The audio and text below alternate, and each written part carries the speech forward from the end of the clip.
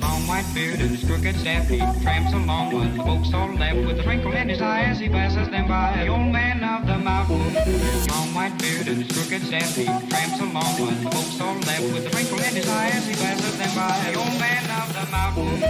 Long white beard and his crooked staff, he tramps along with the folks all left with a twinkle in his eye as he passes them by. The old man of the mountain. Long white beard and his crooked staff, he tramps along with the folks all left with a twinkle in his eye as he passes them by. The old man of the mountain.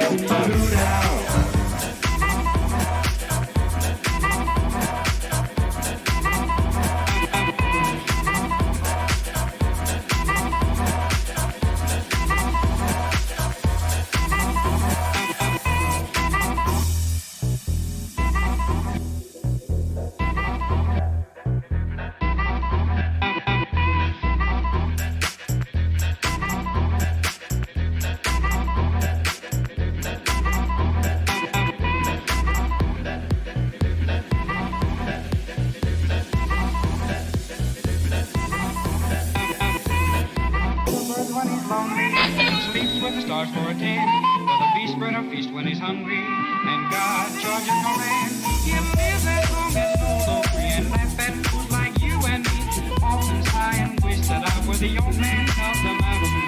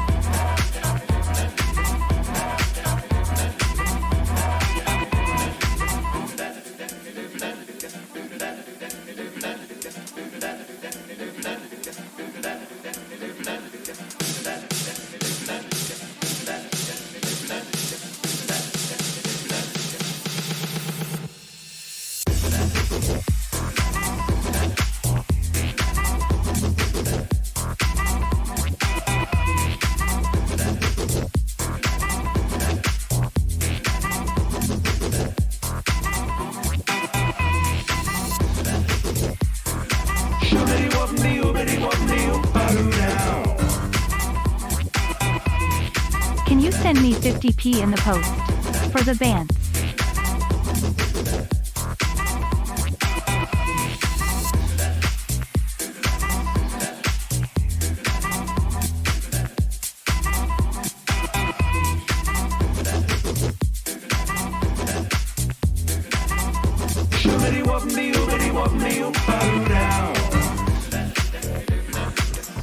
$38 months? I can't even count that high.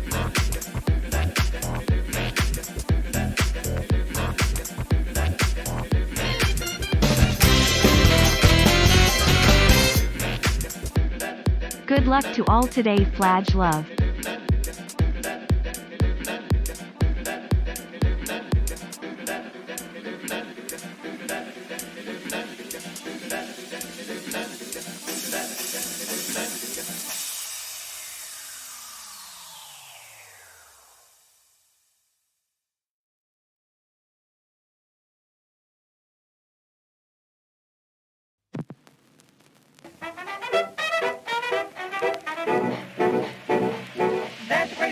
Make you holler, make you well to do, we ought to do, we ought to rattle do all.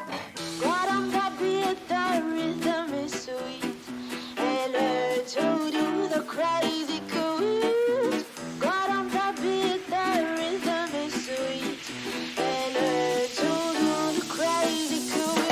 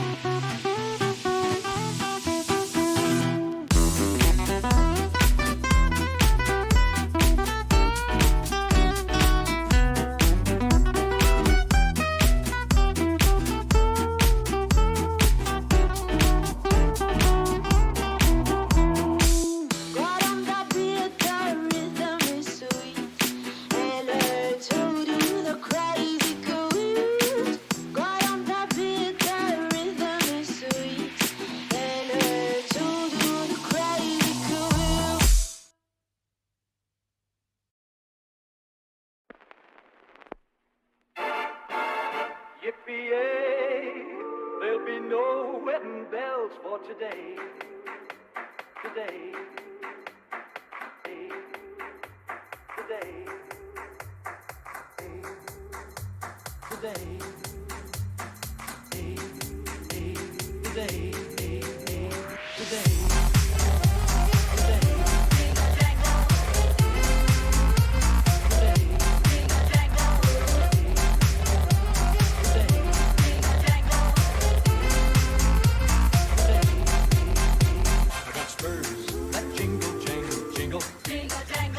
I go riding merrily along. Jingle jangle. And they sing, oh, ain't you glad you're single? Jingle jangle. And that song ain't so very far from wrong. Jingle jangle.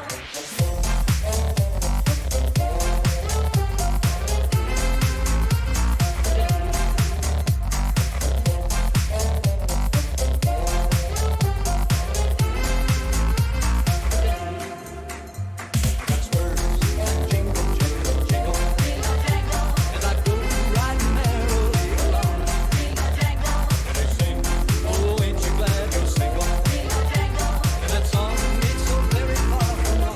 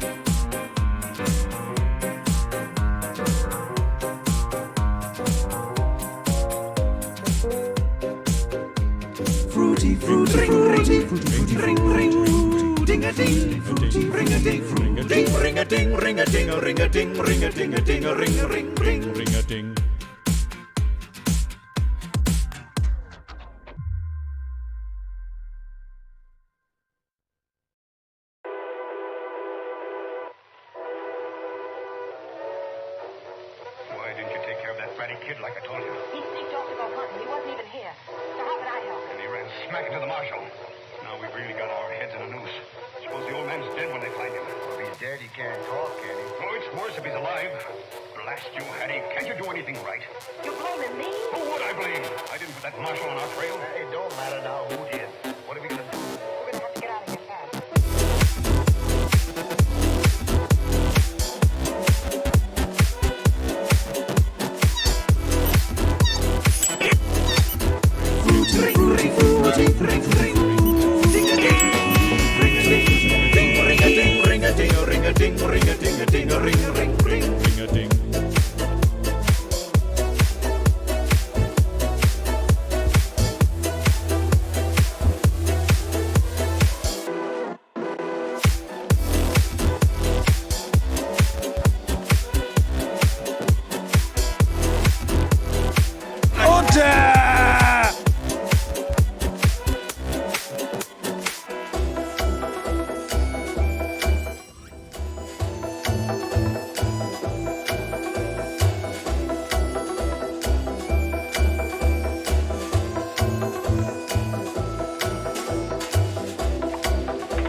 All right, get your hands up, all of you.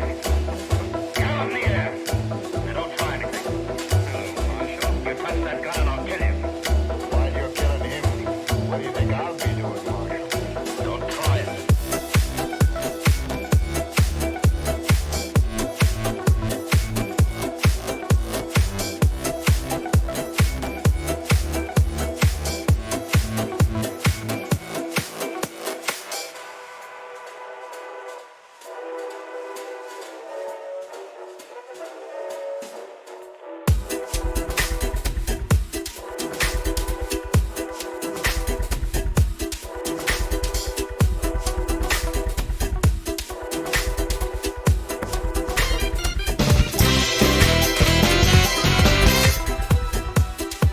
And please welcome tonight guest hosted Kermit the Frog.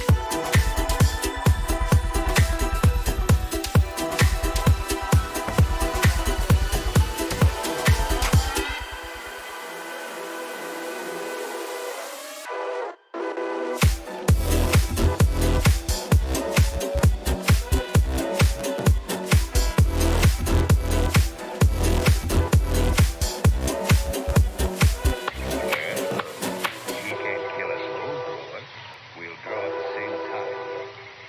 I'm telling you, don't try it.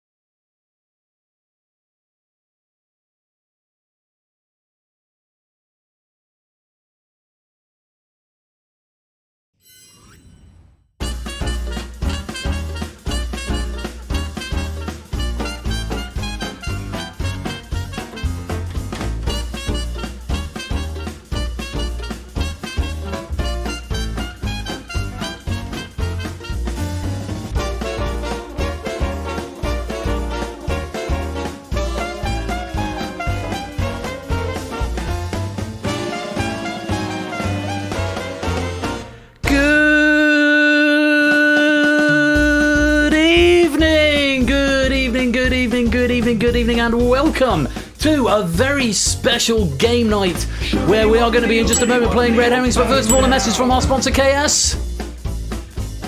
Real life's been keeping me busy. Such is the life of an indie game dev. But just popping in for a moment to wish you well tonight, less than 3. Thank you very much, KS, for the 5-month subscription. And a message from our sponsor, Kegler Coach. 23 months. Fun times, Ben. Now, get off my lawn chat. Thank you very much, Kegler Coach, for the 23-month subscription. And I need to cut to the right camera because I said it's a very special game night this evening because I am joined by... Where I get the right button ready. It's only David bloody Stramdy, everyone! Joining us live for game night this evening. And I've just realised I've put that window now where we can see white in the background. We don't know what was going on there. It's David Stramdy! Joining us for game night. Talk to the people, David. How are we all doing, folks? Yeah, this is exciting. We've had an awesome evening, and I'm here as the pointless friend, and I'm almost as tall as Richard Osman. I'm just saying the second tallest man in quiz. I was a little bit taken aback when he came to my door and this giant northern god appears. And he's like my dad's height. He's like 6'4". He's all the way up here.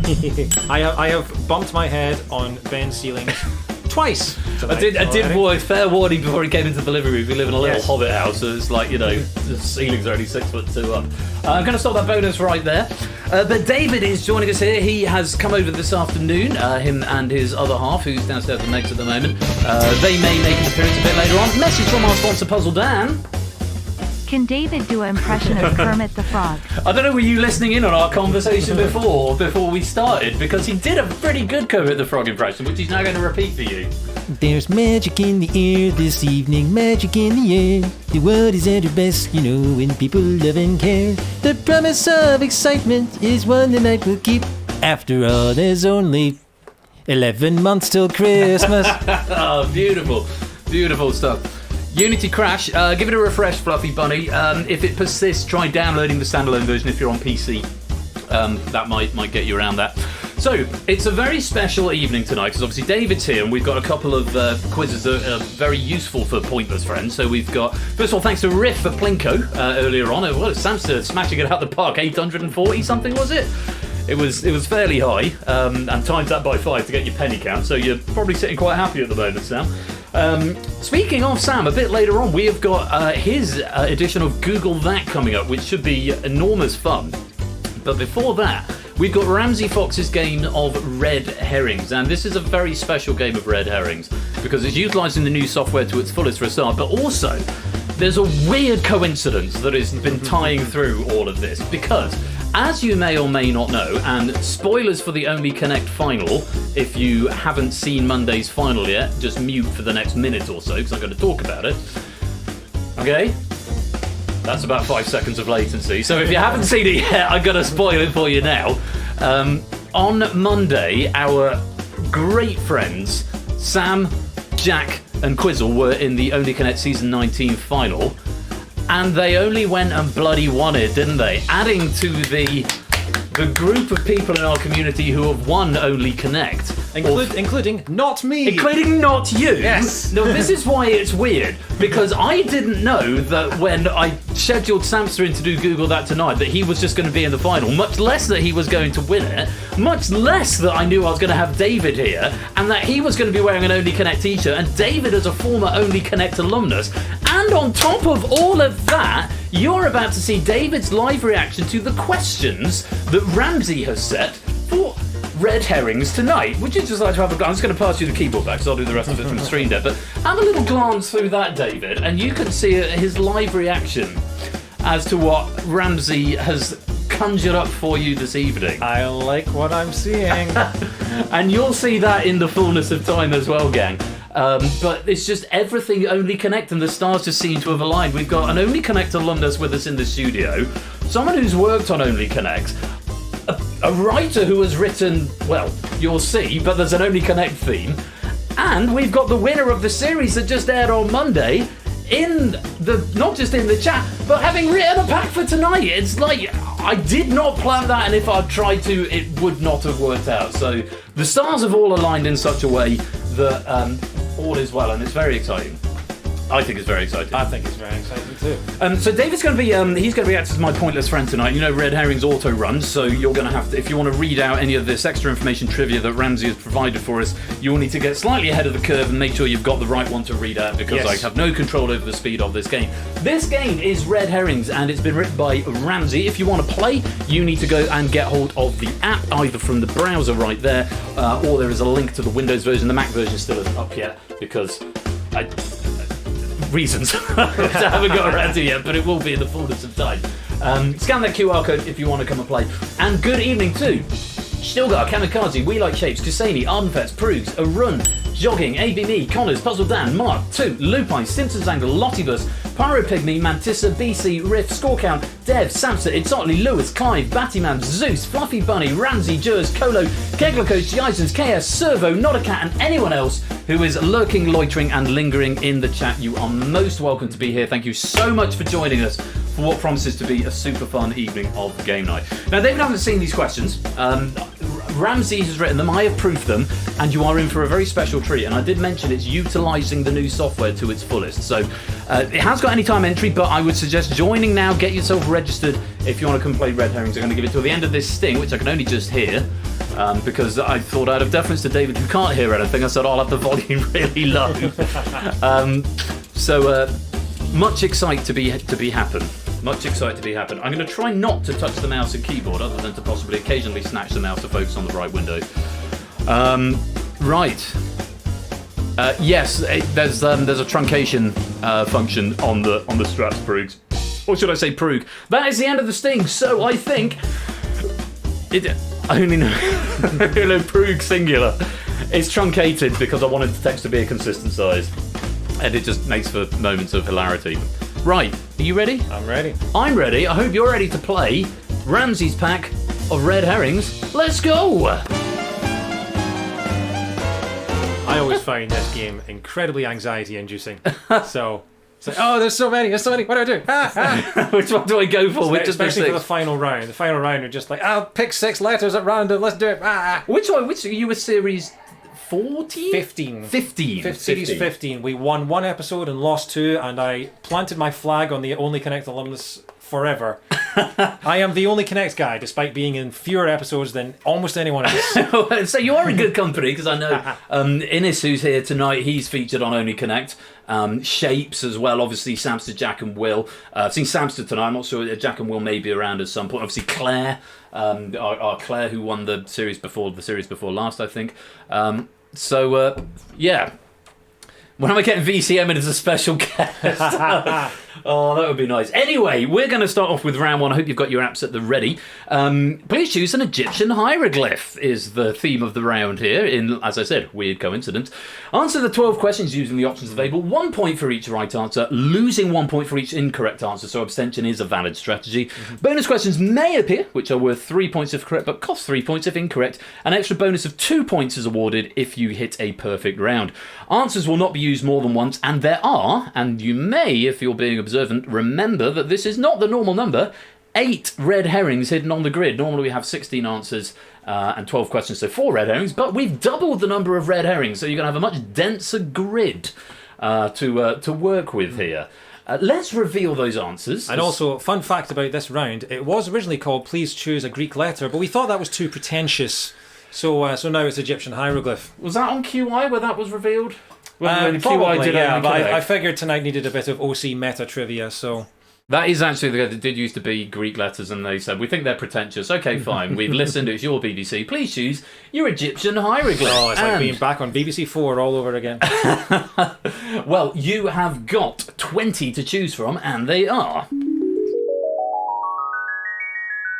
I just wanted to hear the chimes come back down because I spotted that bug when I tested it earlier on. I thought I should probably fix that because I've only got 16 sound effects. Locust, goat, erect cobra, lion, donkey, gazelle, vulture with flail, horned viper, hoopoe, fly, jackal looking back, scorpion, ibis, crocodile, falcon with sun on head, elephant, flamingo, cat, charging bull, and giraffe. David is going to be furnishing you with the details in between the questions, and hopefully we'll get a bit of a momentum going. I'm going to read them, and fingers on Hackbox devices. So, anything else to say here? Answers. In fact, why didn't you start as you mean to go on? All right. Answers are a selection of Egyptian hieroglyphs representing animals, hieroglyphs according to Wikipedia and the Gardener Sign List. Okay, that's the information you've got to work with. Those are your 20 options, and you've got 12 questions. Remember, you lose a point if you're wrong, so abstention is a valid strategy. Good luck, have fun. Here's question number 1. Aslan, for instance.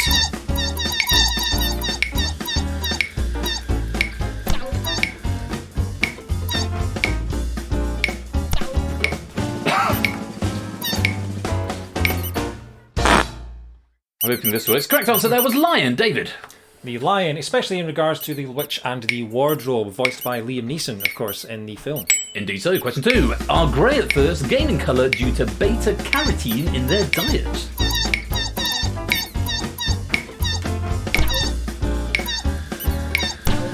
Is it hoo-poo, Lupine? My bad. Answer we wanted there was a flamingo. Flamingos can lose their colour as a result of the toll from taking care of their children. Aha. On to number 3. Shakira's character in Zootopia/Zootropolis, depending where in the world you live.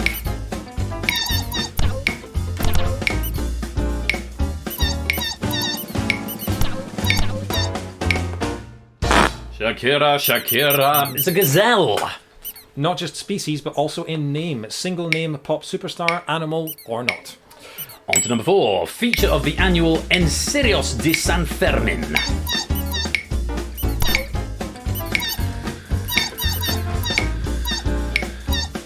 Maybe you lose points if you're wrong. So people giving this one a go. Answer we wanted there was the charging bull. As in the running of the bulls in Pamplona, Spain. Lovely stuff. Time for our first bonus question. 3 points if you're right here, -3 if you're wrong. Fingers on keypads. Here we go. Jeffrey, the mascot of Toys R Us. It's a magical festival.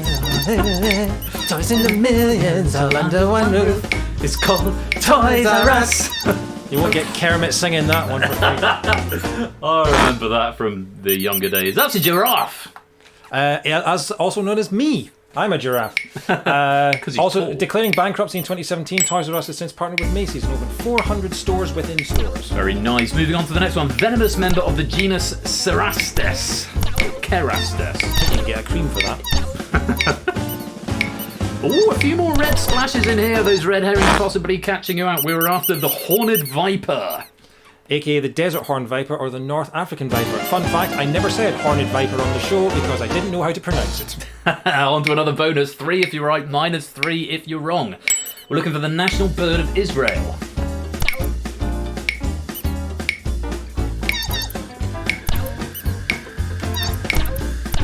The R is the wrong way around. I don't know this brand. It was the hoo-poo, apparently. Yeah, despite being specifically mentioned as forbidden in the book of Leviticus. Goodness it's the national bird of Israel. How naughty. Moving on, head of Egyptian deity Re, or Ra. This is how I know it better. I don't know about you. Full name, Ra Rasputin. Quite. It's the falcon with the sun on head. The god Horus is also represented as a falcon, and his famous eye is often associated with the sun. Aha. Moving on. Featured in first Elton John US #1 single.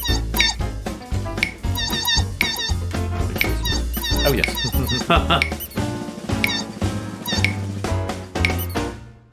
I remember when a rock was young. That's the one. It's the Crocodile Rock. He claims it was written as a kind of joke and has vowed to never play it live again, but he's never playing live again. He's clearly wrong because that's a bop. Another bonus question. 3 if you're right, -3 if you're wrong. 8th biblical plague of Egypt. And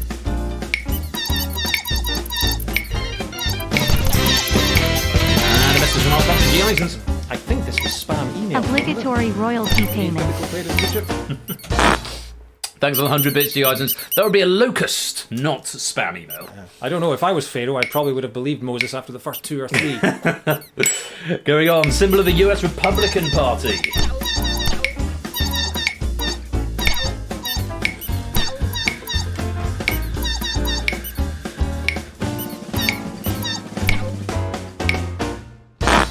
would be the elephant, the GOP. That famous animal native to the United States, of course. The 1874 political Hold party. that thought. Next question. Right. Zodiac symbol of someone born on the 1st of January, as you were. The 1874 Thomas Nast political cartoon that first represented the Republican Party as an elephant used a fox to represent the Democratic Party. Is that cunning? Because they're big fans of miles per hour. Possibly. That'd be the goat if you were born on the 1st of January. The greatest of all time. So all racehorses born on the 1st of January have this symbol. What was it? No, that was that one. Capricorn. Aquarius. There's the red herrings. Just haven't had time to go through that. So Capricorn is the Aquarius birthday start a few weeks later. Yes. The red herrings there, jackal looking back, ibis, erect, cobra, donkey, and 4 others that weren't on this list here. I didn't get to read that, but hopefully avoided. No bonus points going out there, but at the end of the first round, Samsa and Servo are in the lead with 16 points apiece. Inca, Kuseni, Mark, and 2, all with 14, and BC currently in third with 13. Coda's got 12, Dev and Zeus on 11, Fetz and Meringue Boy and Ralph, who still got all on 10. Fluffy Bunny and Otley have got 9, Pyro and Riff are on 8, Battyman and Connor and Hair. Oh, is that De Herring Mice? Is that De Herring Mice? I think that's G. Eisens there. And Prug singular, all on 7. Clive, Mantis and Shapes have got 6. Kamikaze, Simpsons Angle on 5. Jogging's got 4. Puzzle Dan's on 3. Aiden's on 1. Kegler Coach, -5, but you can't lose any more points from this point onwards. So it's all upwards, all uphill from here. Or downhill if you're looking at riding a bike. How was that for you? It was very good. Yeah, very frantic. As is the nature of this game. Yeah. So Google that's a bit more sedate. We'll have time to wax lyrical, I'm sure, over the trivia that Samster's provided. It's difficult trying to be funny and factual at the same time. And fast. The Pointless friend, like on Pointless, they've got 45 minutes to fill, so there's so much banter.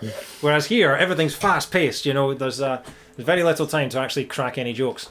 So which I'm sure is a great sadness. I know, yeah. It's like the comedian in me is itching to get out. It's just like, and we're on to the next question. It's like, oh, back in the cage. We'll have plenty of time for that later on. And say, we've got to go on to round number 2 for now. So we have had... Not a cat. No, I did not win Only Connect. But I'm milking that teat for as long as I physically can. He did feature in the studio. Though. Yeah, the meme of the withered cow with the Only Connect symbol on it and me at the bottom going, I was on it once. I'm sure you were excellent. For one episode. Yeah. Round 2. So, as you may have suspected, round 2 is what comes fourth in this sequence. Answer the 12 questions using the options available. Answer faster to earn more points in this round. If you answer incorrectly, it freezes you out of the following question.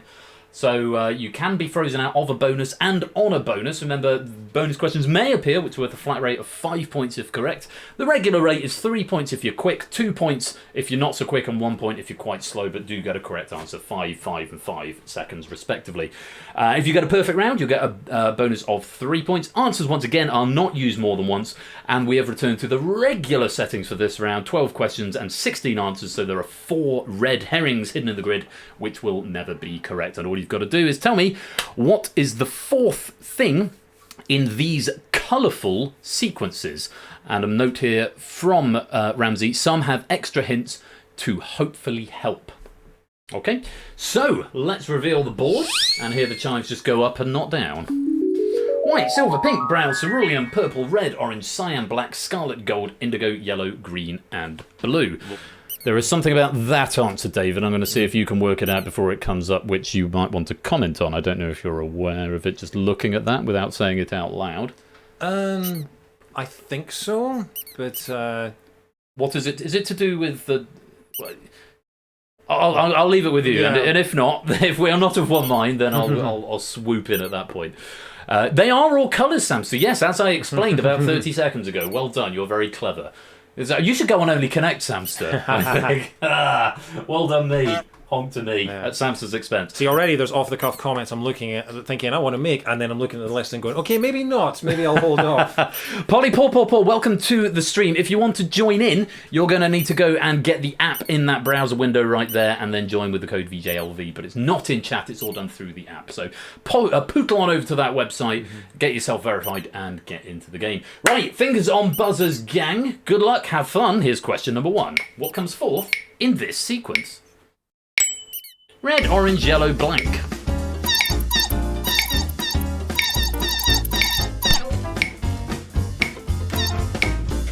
a wrong answer will freeze you out of the next question, which might be a bonus.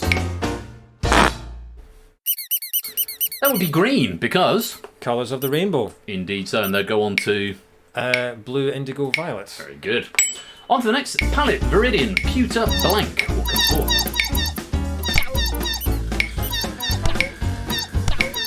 Did you get 1 point points, Bruce? That feels like an error. On the applicant. Oh, it's actually probably this. I will fix that. That would be Cerulean, because... They are towns visited in Pokemon Red, Blue and Yellow from the start of the game. They are. And they also make an appearance in Gold, Silver and Crystal too. Very good. On to the next. Maroon, Brick, Ruby. What comes next? Tooch, Stillguard, Bakuman, Kamikaze, Jogging, Fresnel, Polly.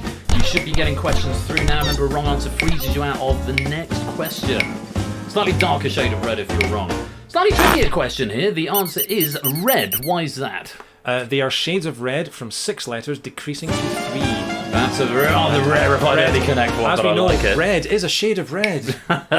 Time for a bonus question. 5 points flat rate if you can get this. Green, hazel, blue, what?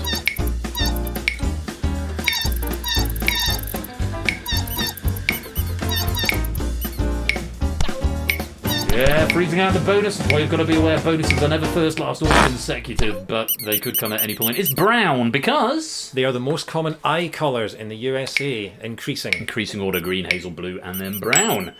On to the next, light blue, pink, white, blank.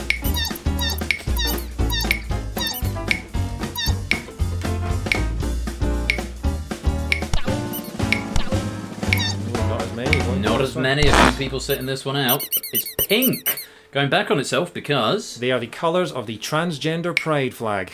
From the top down, would of course finish off with light blue again. Next, red 22 degrees north, yellow 38 degrees north, black 44 degrees north, blank 65 degrees north. This is good. I love this one. It's really clever. Only a smattering of players going for it. Well done if you've got that one. It's white because... They are the seas with colour names in English going north. Aha, some extra rarefied colour clues. The Red Sea, the Yellow Sea, the Black Sea and the White Sea. Moving on, white, cyan-FF, blue-FF, blank-FF.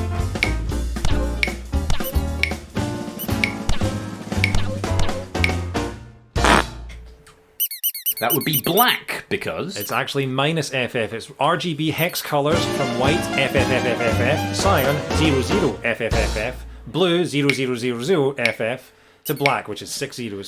Well done if you know your RGBs. It's a bonus question here. Yellow 2, green 3, brown 4, blank 5.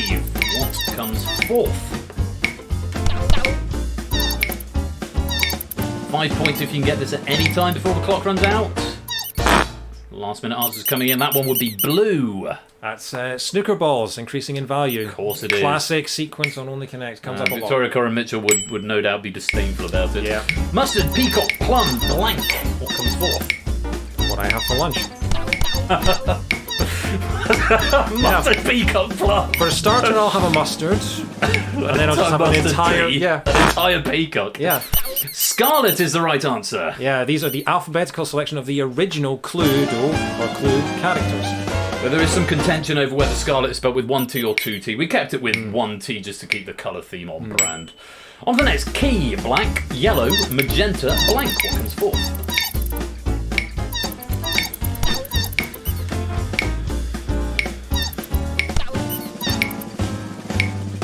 What about the snooker colours then? Or just all colours everywhere? Because yeah, snooker colours is a good one to do. Cyan is what we wanted. Yes, these are in reverse the colours of a printer. So it'll be CMYK. That doesn't really work. Lead, thallium, mercury, blank. What comes forth? We don't have that problem with this printer because it's a black and white one. Is that a dot matrix, is it? It's a laser, darling. Lead, thallium, mercury, blank. What's fourth in this one? It is gold. Yes, we're doing a bit of periodic table alchemy here. We're going from lead to gold. Ah, very good, very good. Green, 920. Yellow, 800. Red, 680. Blank, 560. Dollars or pounds?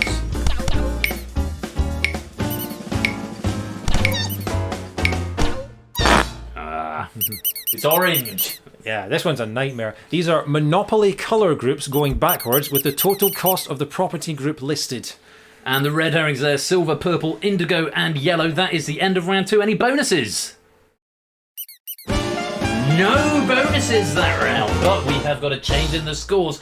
And it's Mark who moves to the top spot with 44. Inca and Samsar are now tied up in the silver spot with 41. And Ralph moves into the bronze spot with 40.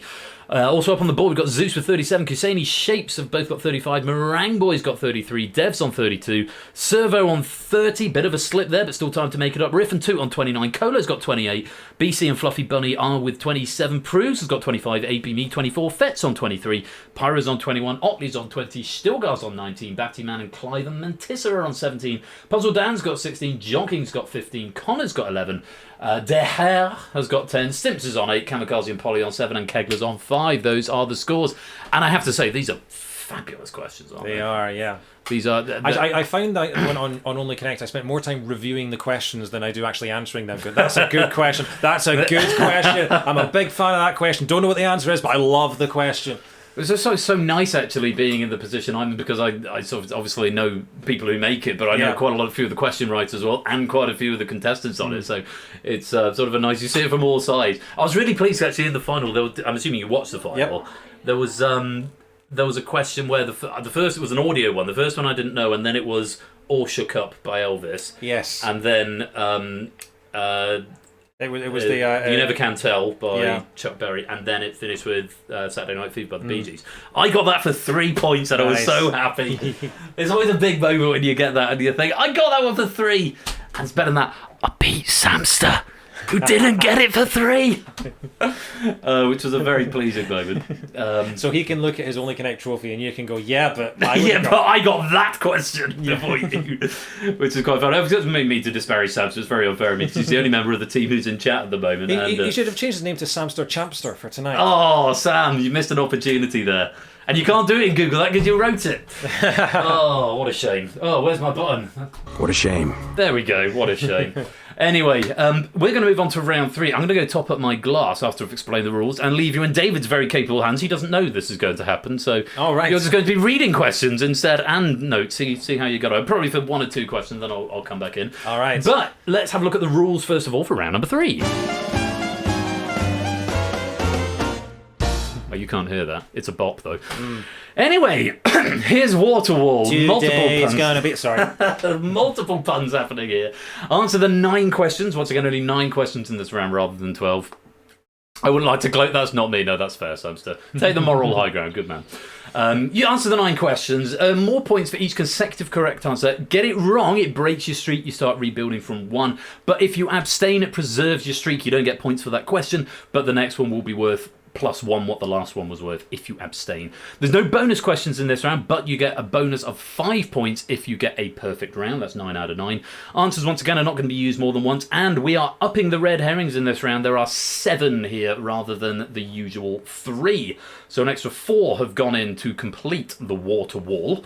At one point, Ramsey had only given me 3 extra red herrings, and it was a 15 wall. So there was a gap in the bottom right-hand corner, and the little red herring, which I will show you there, the bottom right red herring was just poking out. So I thought that's extra appropriate for a water wall. But he said actually we were trying to emulate the wall from Only Connect, so we ended up getting an extra one in. Oh, excuse me, I definitely need some more wine. And we're good.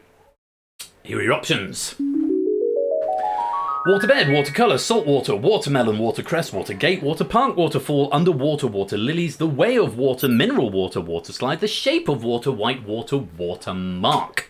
Those are your 16 options, and Ramsey has of course selected the lion, which leaves you lot with the water wall. Questions relating to water. Have you think you're okay? I'm good, yeah. I'll give you the sacred headphones. You can even sit in the sacred chair for this round if you like.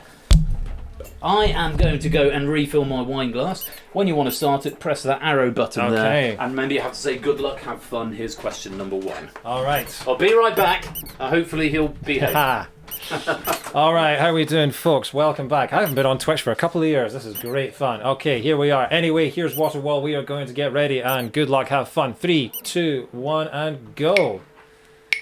Okay, first question is off, and we have got Disney's Blizzard Beach or Typhoon Lagoon.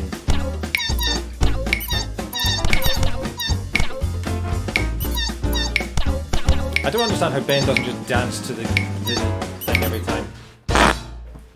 That was, of course, Water Park. Yes, both still operational. I went to Blizzard Beach when I was 12. This was the writers, not me.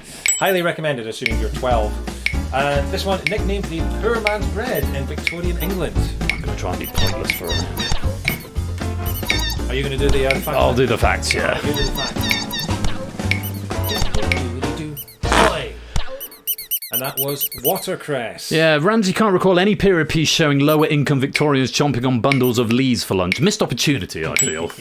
And next question is, variety of taffy created in 1880s New Jersey. Approximately 100 years before Bon Jovi took to the scene in the very same state. 40th anniversary this year. There's a documentary coming out. Check it out, folks. He's not being paid to say that. He's just a fan. I'm just a fan. That is salt water, of course. It does contain salt and water, though not specifically salty seawater. Subject of around 250 Monet paintings is the next one. Monet, so famous, ABBA did a song about it 3 times. Where's the answer? There it is. And it is water lilies, of course. Yeah, despite there being 250 or so, they've repeatedly sold for tens of millions at auction. Lots of purple. Alright, next one. In finance, owing more on a foreign mortgage than the property is worth. Funny given the conversation we had earlier.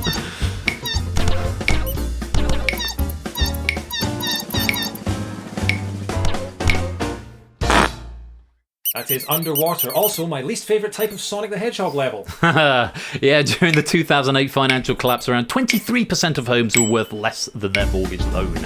Okay, next one is Vinnufalet in Norway, one of the top 10 tallest in the world.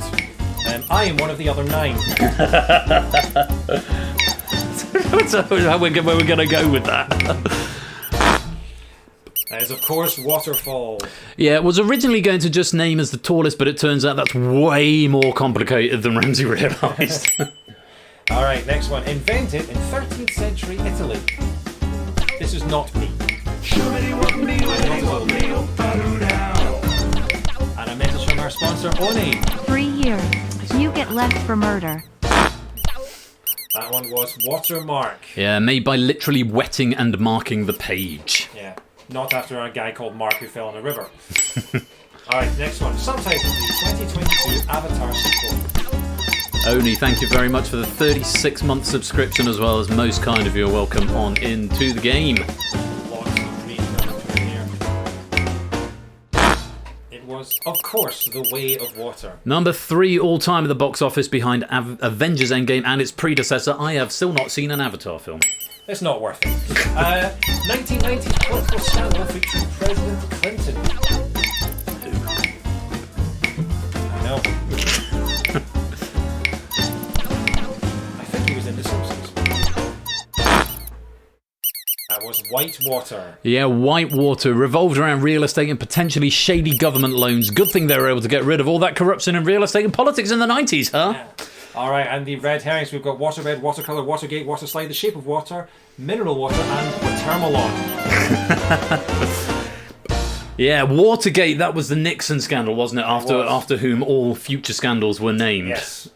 And I think that's better because they took the suffix gates for the scandals rather than the prefix water, because otherwise we would have ended up with water plate, water pleb, water party. And it's not the same. So water bigot. Water bigot, yes. What's the one that was an MP who he called someone that there was... It might have been Plebgate or tangential to that, but there was a gate involved, so it was called Gate. Oh, yeah. Which is really silly. I think it was Plebgate, and it was an MP who... I think there was a police officer that wouldn't let him through a gate into Parliament or into Downing Street. Yeah, and because he wouldn't be allowed through the gate, he called them a pleb. So it was Plebgate and Gate. Yes, Plebgate, yes. Gate. That's the one. Yeah. Well, do you want to do a rundown of the scores? All right, yes. We have got Inca and Zeus tied at the top on 65. We've got Samsa on 62, Ralph on 61, Servo on 58, Shapes on 56, Riff on 50, BC and Dev on 48. On 47, we've got Mark and Toot, 42 for Kusain or Kusani, 41 for our teammate Otley. 38 for Cola and Fetz, 36 for Mering, 33 for Fluffy and Proogs, 32 for Abmi, 28 for Kamikaze, 28 for Pyro as well, and Stilga. 27 for Jog and Mantis. 24 for Clivy. 21 for Batty and Dare Her, or Tell 'em Dare Her, the guy who did the Element song. 20 for Puzzle. 19 for Stimps. 15 for Cono. 12 for Kegler out of the negatives. And number 9, we have got Polly. I love how you're just reading the names as they're presented rather Yeah, than I think that's how you do the it. truncated versions of them. Very good. It saves time. Yeah, that's fair. Saves more time for joking. Quite. How did he do, everyone? Did he do okay? Our survey Right. says. We're going to swap over We'll do for the final. the Olympic handover ceremony. Absolutely. All right. I'll move out of the way. But Battyman says, all right. Nothing broke. You're getting applause. Oh, this chair's much more comfortable. Stream hasn't died. We're not in flames. Yeah, So, that's always a relief because that's not always a given. In many ways, a disappointment. I feel like if I don't end a stream with at least one OBS crash, then has it really been a David stream? You know, I think that's what we're learning from this. If I haven't streamed for half an hour with my mic muted and no one's told me, then you know that's the sort of level we're talking about. Well, it'd be me saying, can we keep him? I'm sure we'll give you an opportunity to plug your channel and your needs things. more Bon Jovi content. You're right. I did give Flush a bad name. This honk button's getting overused tonight, I think. Although I haven't got around to the Neil Patrick Harris buttons yet. Anyway, that's the end of round 3. Tie at the top at the moment. Inca and Zeus both in the gold spot. Let's see if we can break that tie as we go to the final round. Ramsey is rather happily not actually given the answers here, so you get to play multiple games here. You actually get to try and figure out what's going on.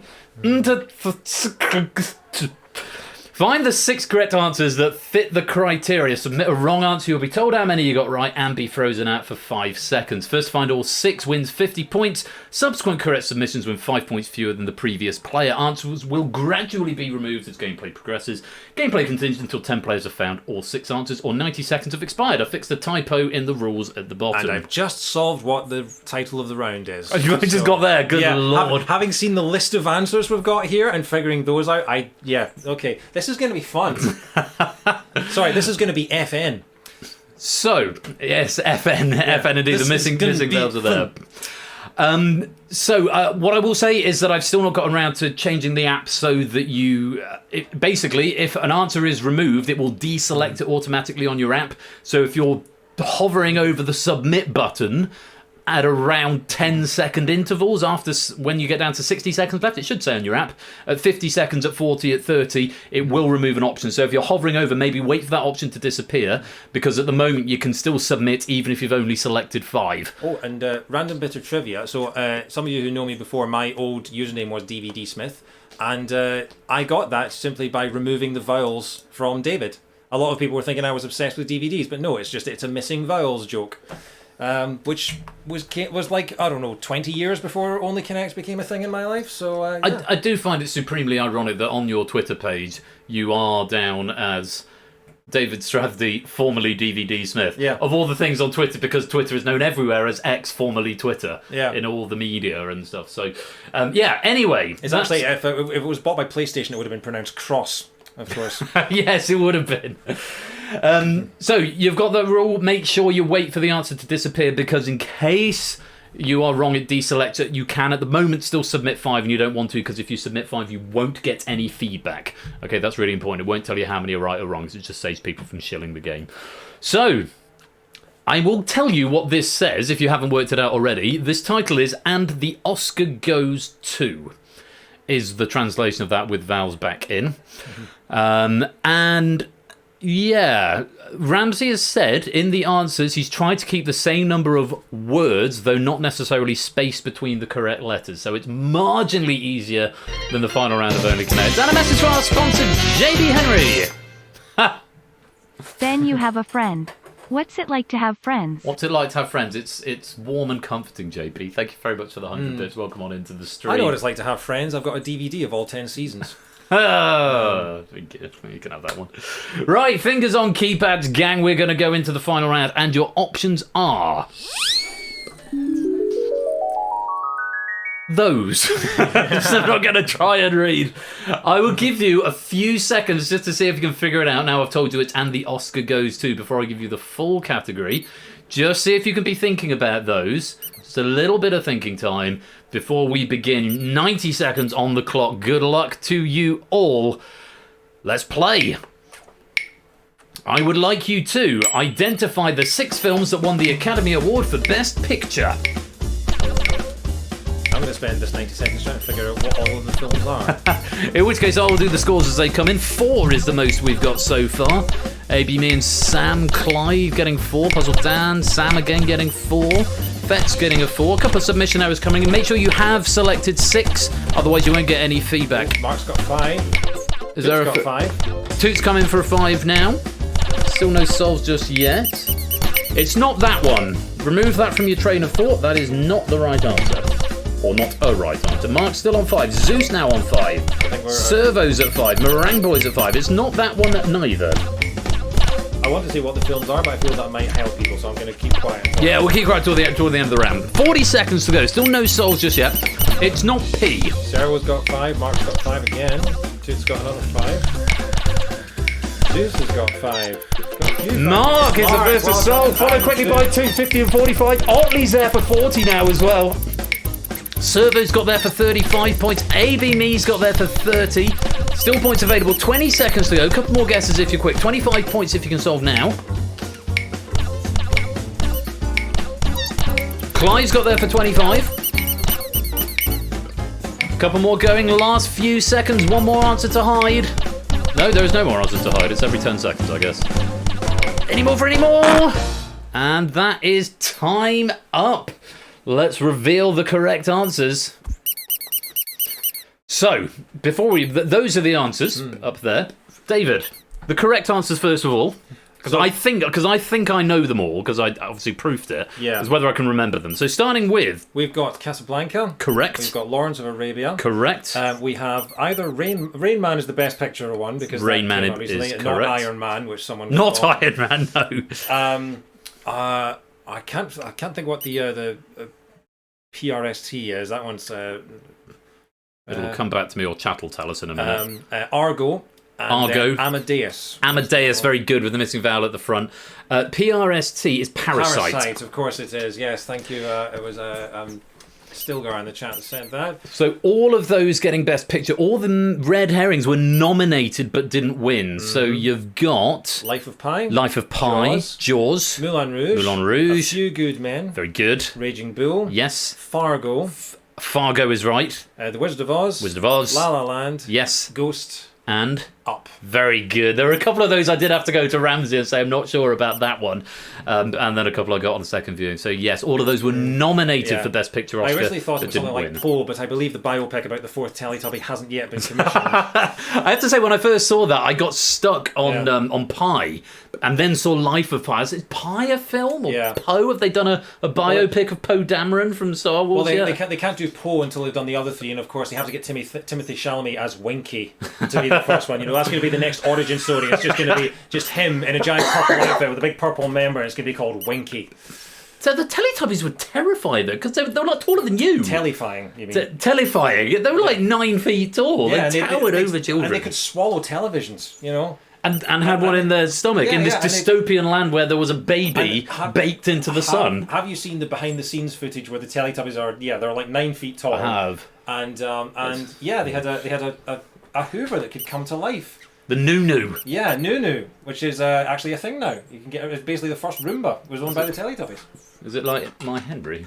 Oh, my desk Henry. That was a stocking filler for my wife this Christmas. Is that Henry the Seventh or Henry the Eighth? It's Henry the First at the moment. The first, yeah. But I think he needs new batteries because he doesn't seem to pick up much dust. Oh, he sucks. Very good. At the end of all that, we have got some winners. It's Toot taking the bronze. It's Servo taking the silver. But our gold medalist of Red Herrings tonight with 97 is Mark.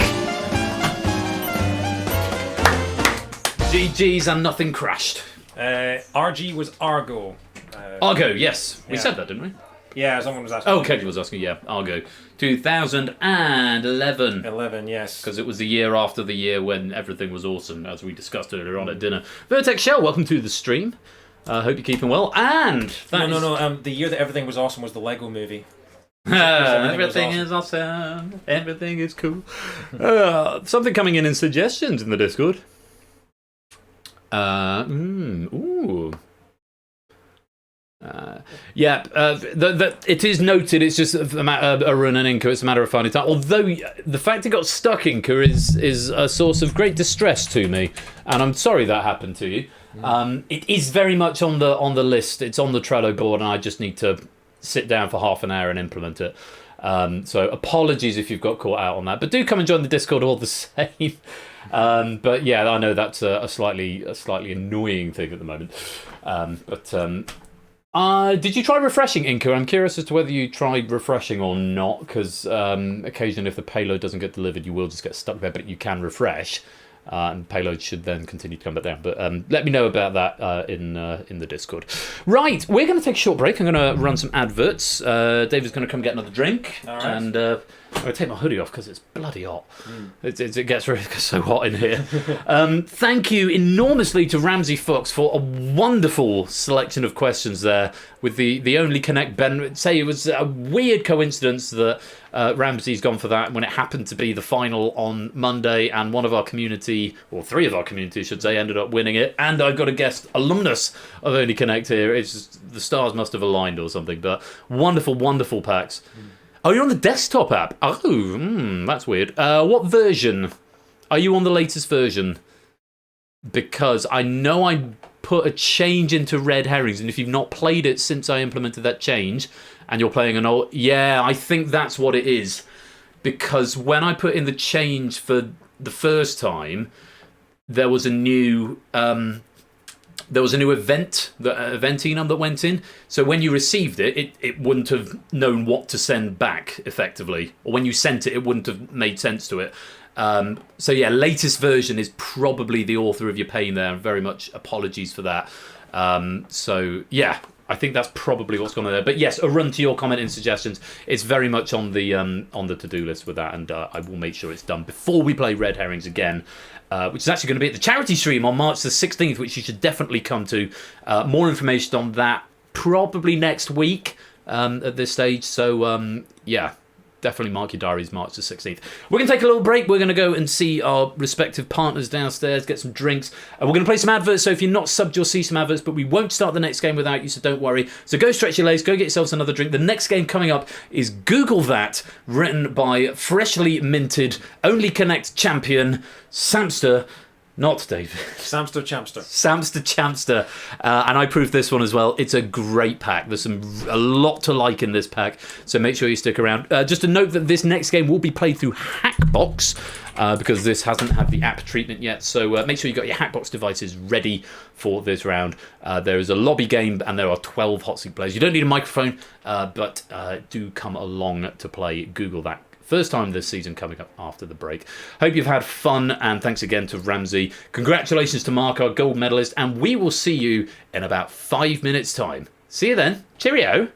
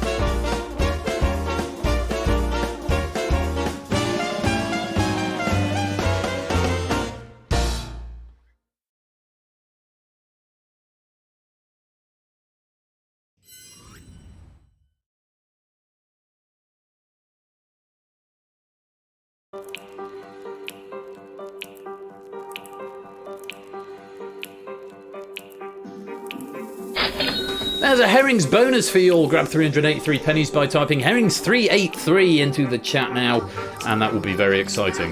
Data should have been written to the drive if I refresh the app, and you go !pennies. It should tell you what your penny payout is at the moment. We're going to go grab some drinks and see our other halves, and then we'll be back with Google That in about 5 minutes. As I said, we're going to be playing some adverts, so if you're not subbed, you'll see some ads, but don't worry, we won't start the next game without you. So, yes, hang fire, go stretch your legs, get a drink, and don't touch that dial, because we'll be right back.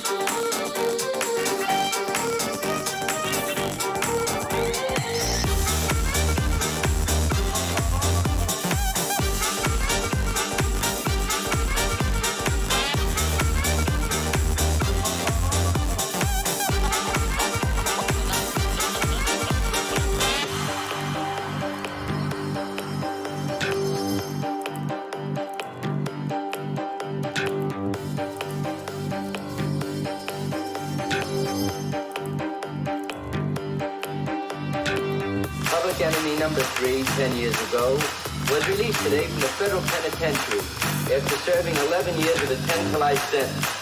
To this day, $250,000 in gold bullion involved in the original crime has not been recovered. Police officials doubt the gold can be recovered, pointing out that should the gold be found by traffic, the insurance company would have the first claim. $250,000 in gold, and this guy used to be a father. Hey, I'd sure like to meet this guy.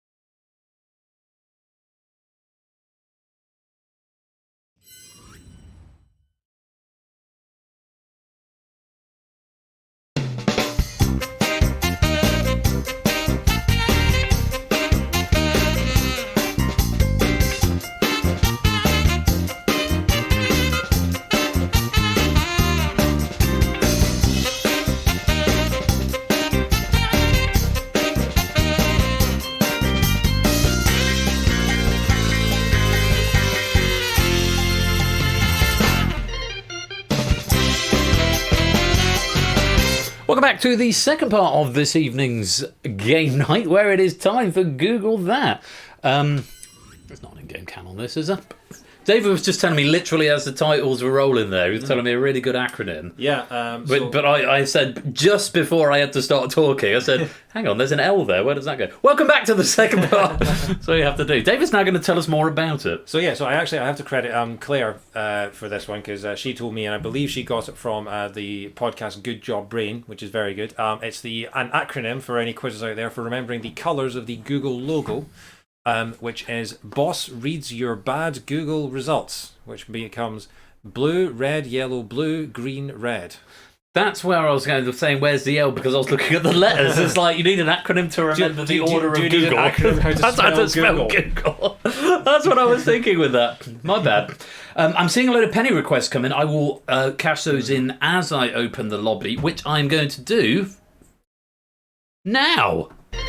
I did suggest one if there's going to be a pornographic version of Google, it should be just spelled exactly the same, but pronounced go ogle. That would work. Go ogle. Welcome on into the game, everyone who's coming to join. This is Google That. It is played through Hackbox, and you need that room code HVQX, which is up there. You can choose to exclude if you don't want to play in the hot seat game. There's no reason not to play in the hot seat game. You don't need a microphone or anything. It just means that you'll be one of 12 players on whom the spotlight will shine. For everyone else who doesn't get as one of our chosen 12, you will get to play in the lobby game. For whom there is a lobby medal for the best scoring player. There is gold, silver, and bronze in the main lobby as well. And of course, everybody gets pennies throughout the game. And I need to boost the penny count on this game because it's not right that the authors only get that. Let's boost that because that's going up with inflation. And the multiply factor is going up to 5 tonight because that's what it feels about right. People end up with 150, which is a very high score. That would be 750 overall, so that feels about right. Once again, David is going to be acting as my pointless friend on my left. I also have a laptop next to me that is doing nothing. You have got a laptop that's doing nothing. To be fair, in Pointless, the laptop will not be doing nothing. That I can assure you. Well, when Richard Osman was on the desk, the laptop was just there as a prop. He just had the sheets in front of him, or he remembered the stuff. For the co-host, the guest host, they actually do have the laptop there. Yeah, but I imagine they've got... Here's the thing, so I know Pointless is a game that we make, but I've not done anything with. So actually, I can't say for certain that there is something on that screen unless I go and have a look at it. It's cat videos. It's all cat videos. Yeah. Just hours upon hours of cat videos, and also children falling over. That's very popular too. Very popular. There's an entire Reddit subreddit called "Children Falling Over," and it's just videos of children falling over. It's hilarious. It feels slightly sinister, actually. Right, how many have we got? 1, 2, 3, 4, 5, 10, 15, 20, 25, 28 of you in so far. A few disco lights going on. Some people not wanting to be in the hot seat game. I'll give you till the end of this loop, or possibly the next one, depending if anybody comes in the next 30 seconds. Baby elephant gifs. Baby elephant gifs is the best subreddit. Yes. What's a cold seat player like? Good also, catsculations and miscatculations, which is cats jumping for stuff and not always making it.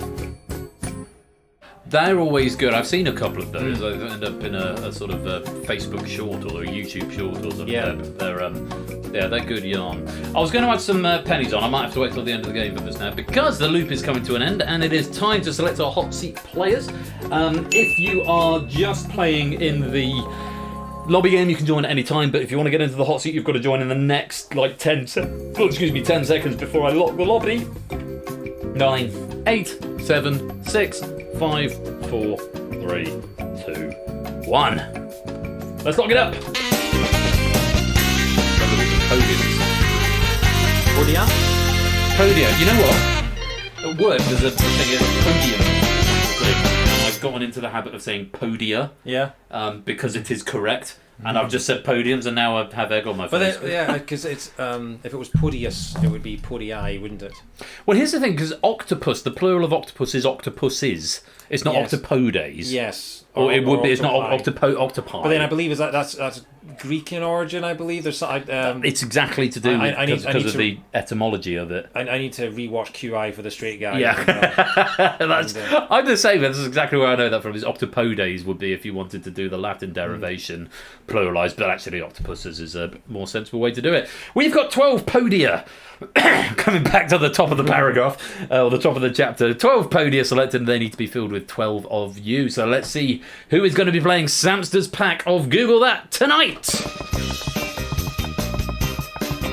And starting on the middle row, we've got Colo on the red podium right there. Welcome to the game, Colo. Hope you're ready to play. Let's go around some more with the awesome music. Next to Colo, on his left, Kamikaze. Welcome on into the stream and welcome to the game. Cola's podium says Cola Zero, which is what I'm drinking right now. Ah, yes it is. Very good.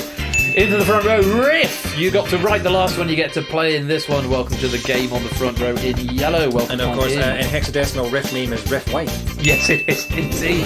BC over on the far right in red. Usual for the far right. But welcome to the game, BC. On to the first of the top row. It's Stimson's Angle over on the top row there in the third position podium. You want to keep hold of that. It's a good podium to have. Let's go around a little bit more. Pole position, starting with Mark. That's appropriate, given Mark won the last game. You're starting in pole position. Can you hang on to it, Mark? We'll find out. Halfway there. On your mark, indeed. Ralph, you're on the middle row on Colo's right to there.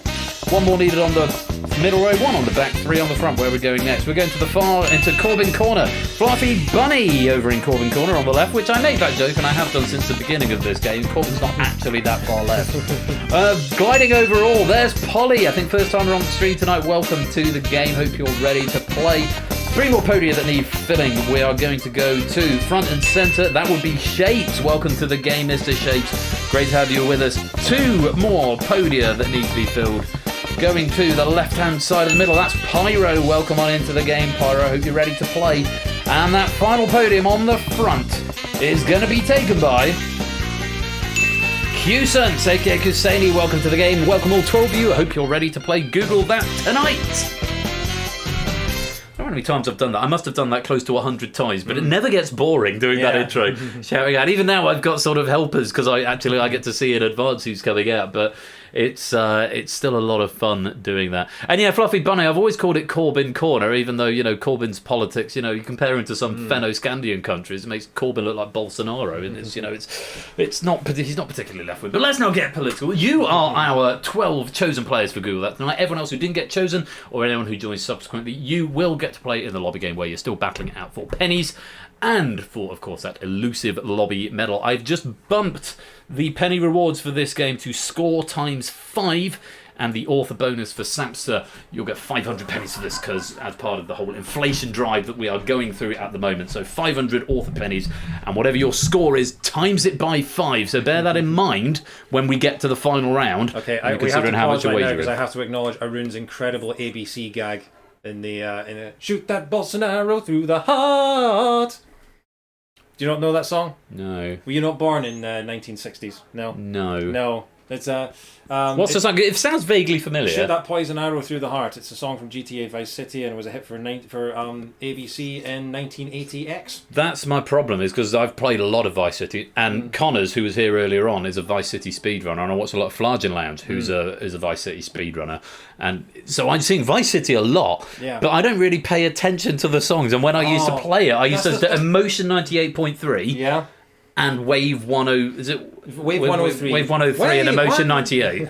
Emotion 98.3. They're the only two I listen, the only radio. Now, when I've occasionally picked it up on my iPad in my old age, I'll listen to Espantosa, because you might occasionally get the Gypsy Kings. But that's why I've never come across it. It's simply on V-Rock, presumably, that one. If you don't wear a spandex jumpsuit, what can you do? This is V-Rock. I've literally, that's been the soundtrack to my life for the past 22 years, The Vice City CD box set, 7 CD DVDs, 18 quid. Best 18 quid I ever spent. That's a bargain. But Shapes is telling us his PCC matches at 11 p.m. I hope we're not still going at 11 p.m. Shapes.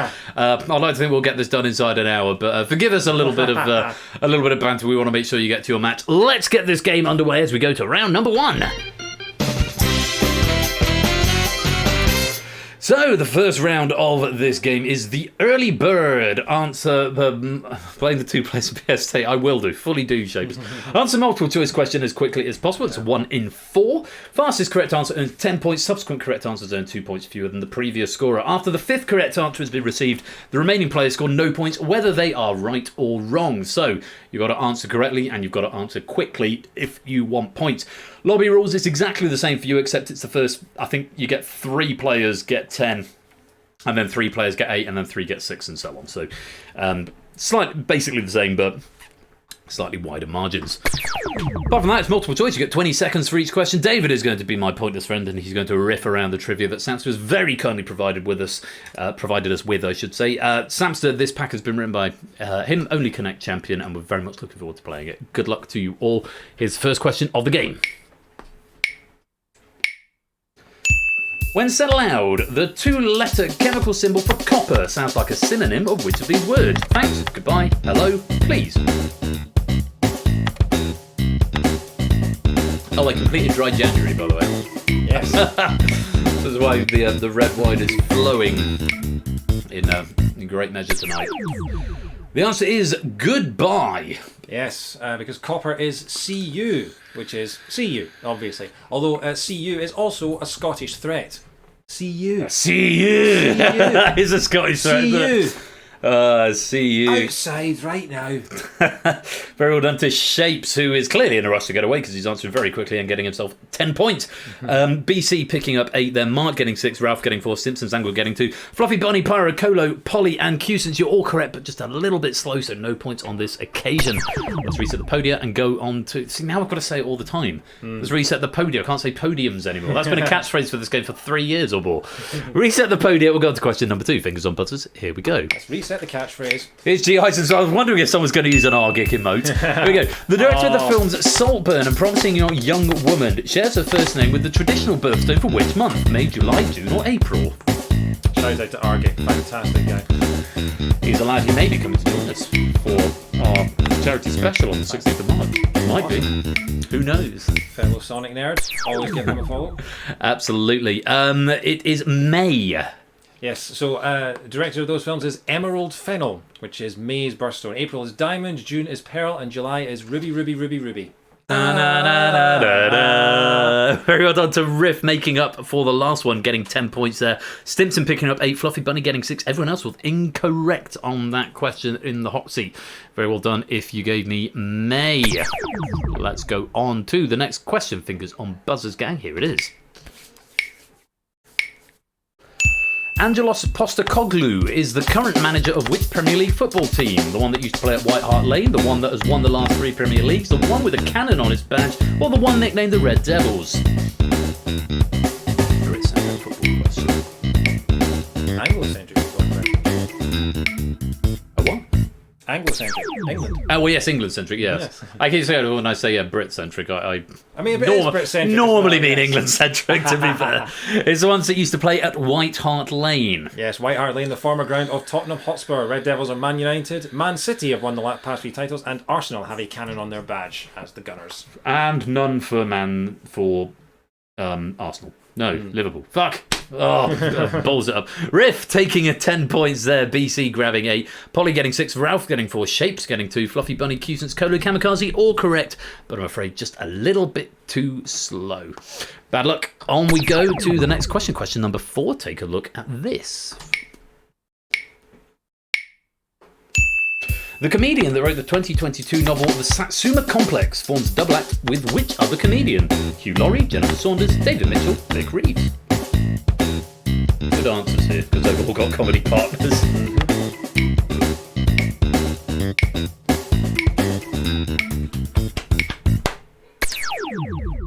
It's Vic Reeves. Yes, Vic Reeves. His partner is Would I Lie to You legend Bob Mortimer. Indeed so. That tweet GIF meme has been used many, many times. Of course, David Mitchell partnering with Robert Webb, Jennifer Saunders with Dawn French, and Hugh Laurie with Stephen Fry off the top of my head. Yep. Is that right? Self-5. High five. Yeah. Git knowledge. Very well done. Polly picking up 10 points there. Shapes grabbing 8. Ralph getting 6. Everybody else was incorrect on that one. One more question in this round, and this is one that needed a little bit of surgery, and I'll explain why at the minute. I feel we're going to get some visitors. So if you're about to visit us, let's do this question. There's one more question in this round. Here we go. Fingers on buzzers. Question number 5. Take a look at this. The architect who designed the Shard and the Centre Pompidou shares his surname with which musical instrument? The one Toccata and Fugue in D minor was written for, the one with the Four Seasons was written for, the one Claire de Lune was written for, the one Zoom Tube was written for.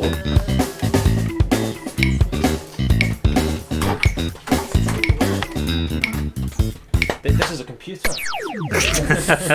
It's the one Claire de Lune was written for, so this required a little bit of surgery. David's going to tell you more about this question. So the architect who designed those buildings was Renzo Piano. That's a dog's waggling tail you can hear down there. Claire de Lune was written by Debussy for the piano. Four Seasons were written for violin and string orchestra by Vivaldi.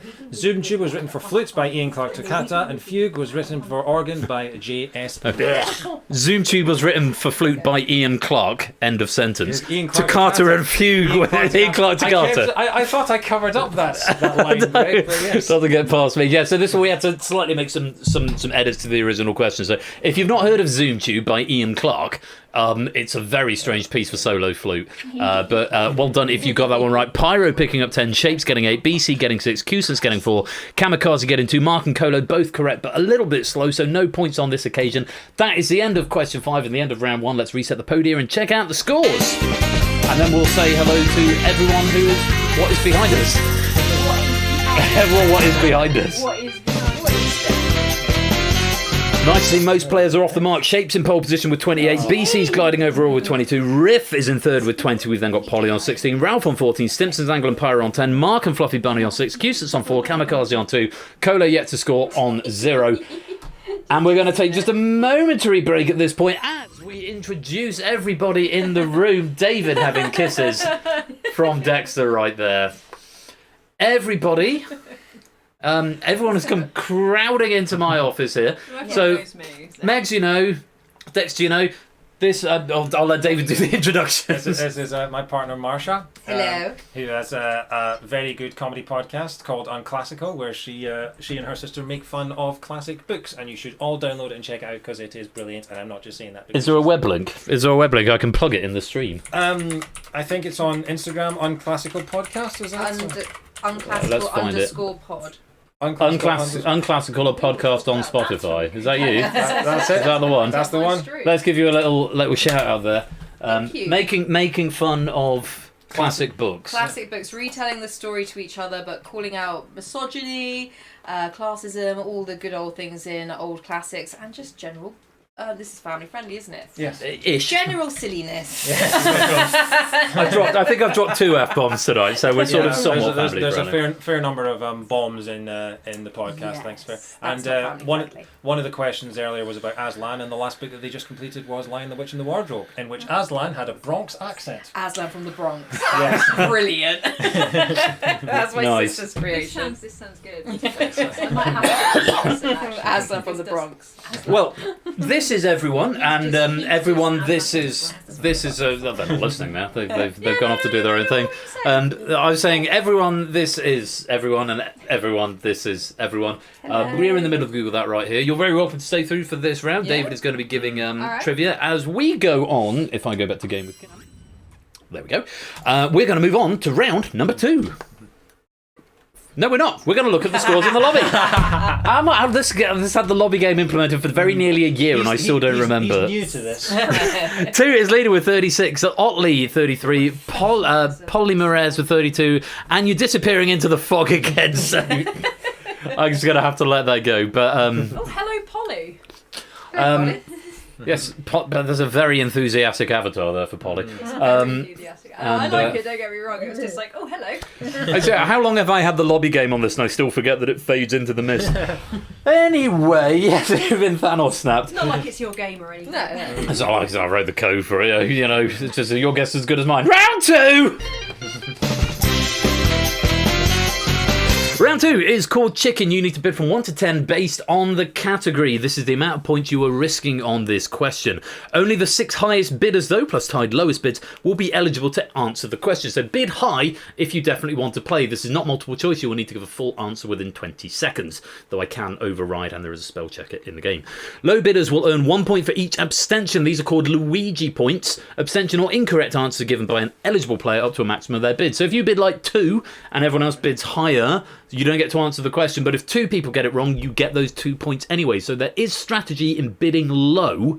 If you think you're not going to know, but you don't think anyone is going to know, you can bid low. But remember, if everyone bids low, you might still be in for the question. One very important other thing to note is for eligible players, correct players are awarded their bid, incorrect players lose their bid, and abstaining players lose half of their bid rounded up. So if you end up in this question and you really, really have no idea, this is not a round where just answer something is a good strategy. Because if you've bid 5 and find that you really don't know the answer, if you abstain, you'll lose 3. If you give a wrong answer, you'll lose 5, for example. So bear that in mind if you do end up in the question. A lot of strategy involved in this round, and you can earn a lot of points by doing not a lot at all.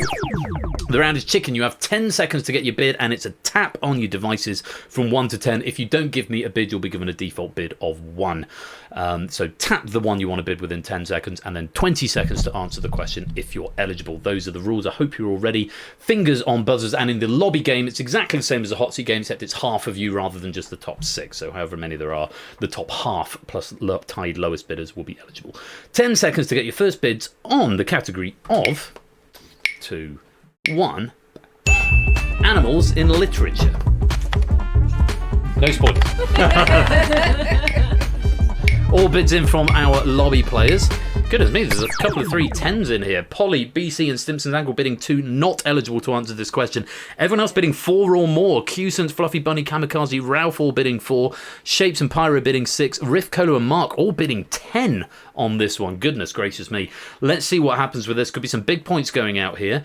But potentially, BC, Polly and Simpsons Angle looking to pick up a couple of points if people don't get the answer. Remember, if you don't know, you can abstain. It costs you fewer points than if you give a wrong answer. Category is animals in literature. 20 seconds. Here is the question. Which big cat species features in the title of 2 Booker Prize winning novels?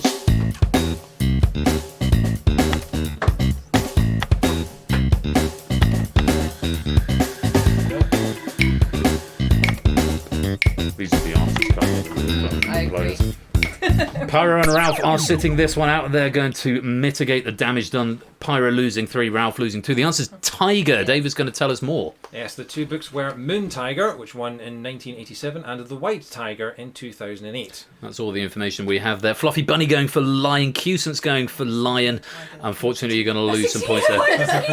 So, Colo's invented a new species of cat, which is a tiger cross with a yak for a Yiger, but that is a very valid type of Y and T are next to each other. So actually, Colo, I am going to condone that as what we call phonetically plausible, if I can remember how to do that. Player index to focus on.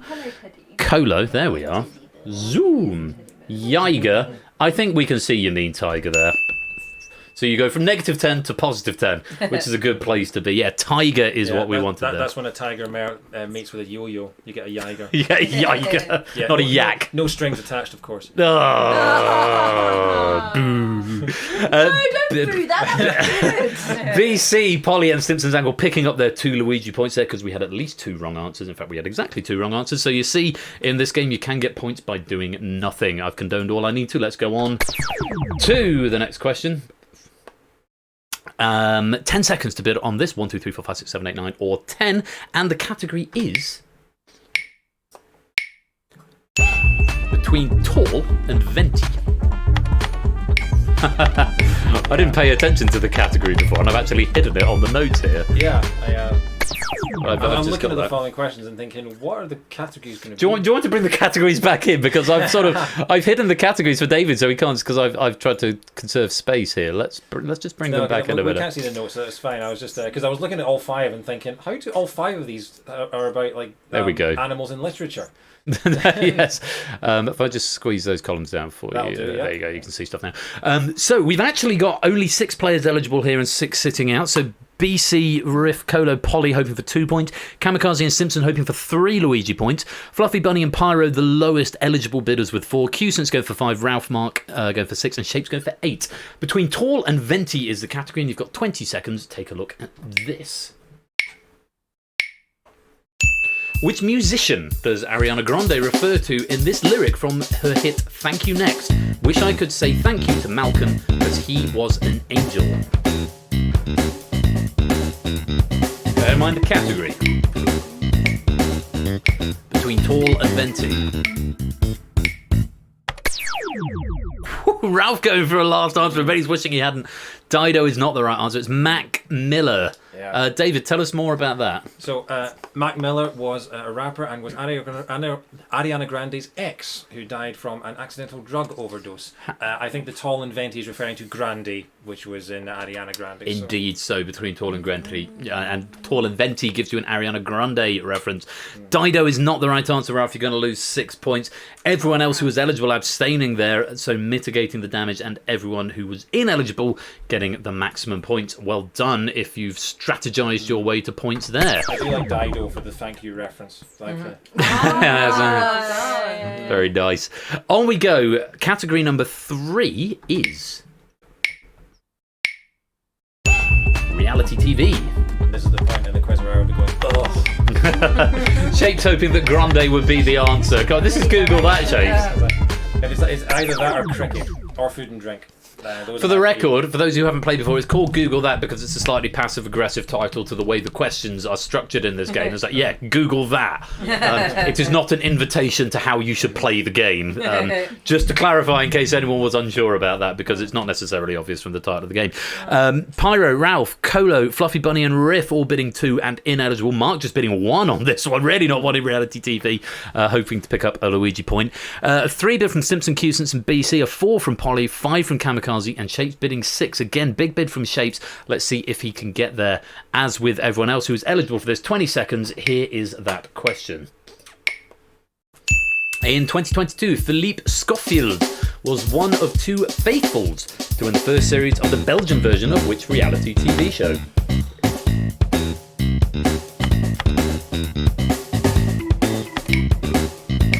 You gonna have a go, Cusance, or are you gonna sit it out? Cusance is going to sit it out and just lose the 2 points. It was The Traitors. There's no notes on this one. Have you seen it? I haven't seen it, no, because I don't live in Belgium. Have you seen the UK version, darling? No. I haven't. It's not my thing at all. No. No? No. I like trustworthy people. Fair enough. You're coming and hanging out with me. Yeah, no, The Traitors. We've still not seen an episode, but I think we said we're going to catch up on it at some point. Yeah, the Belgian version is called De Verraders. Yes, De Verraders, as Mark also telling us there in the chat. Yeah, De Verraders was also valid as an acceptable answer. But yes, The Traitors is what we wanted. Kamikaze going for Big Brother, losing 5 points there. Cusance abstaining, just losing the 2 rather than the 3. And once again, everybody who wasn't eligible got their maximum points because we had 1 wrong and 1 abstention. But well done to Polly, Shapes, BC and Simpsons Angle finding the right answer and bumping their points up. Let's reset the podium as we go to question number 4. The category is made up materials. Liam saying, David, please apply for it with that exact reasoning.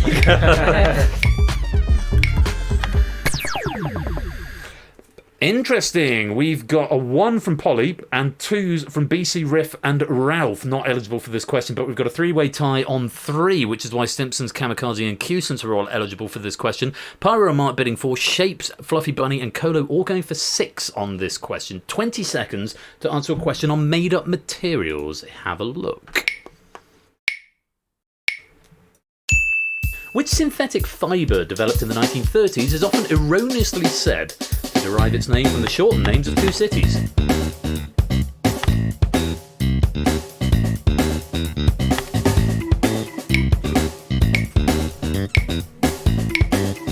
Cusance, Kamikaze and Pyro. Cusance having a go. Kamikaze and Pyro sitting quiet and abstaining from that one, minimising the damage. Headles and Rayon, unfortunately, are wrong answers, losing your maximum there, Fluffy and Cusance. Nylon. Nylon is what we wanted there. Yeah, people are often told it derives its names from NY, for New York, and Lon, from London, but actually it's just a made-up word, similar to rayon or cotton. Though it was exhibited at a New York World's Fair, London had no impact on development. Interesting, we've got Ray on there in the notes. That's what Fluffy Bunny said, but unfortunately not the one we wanted.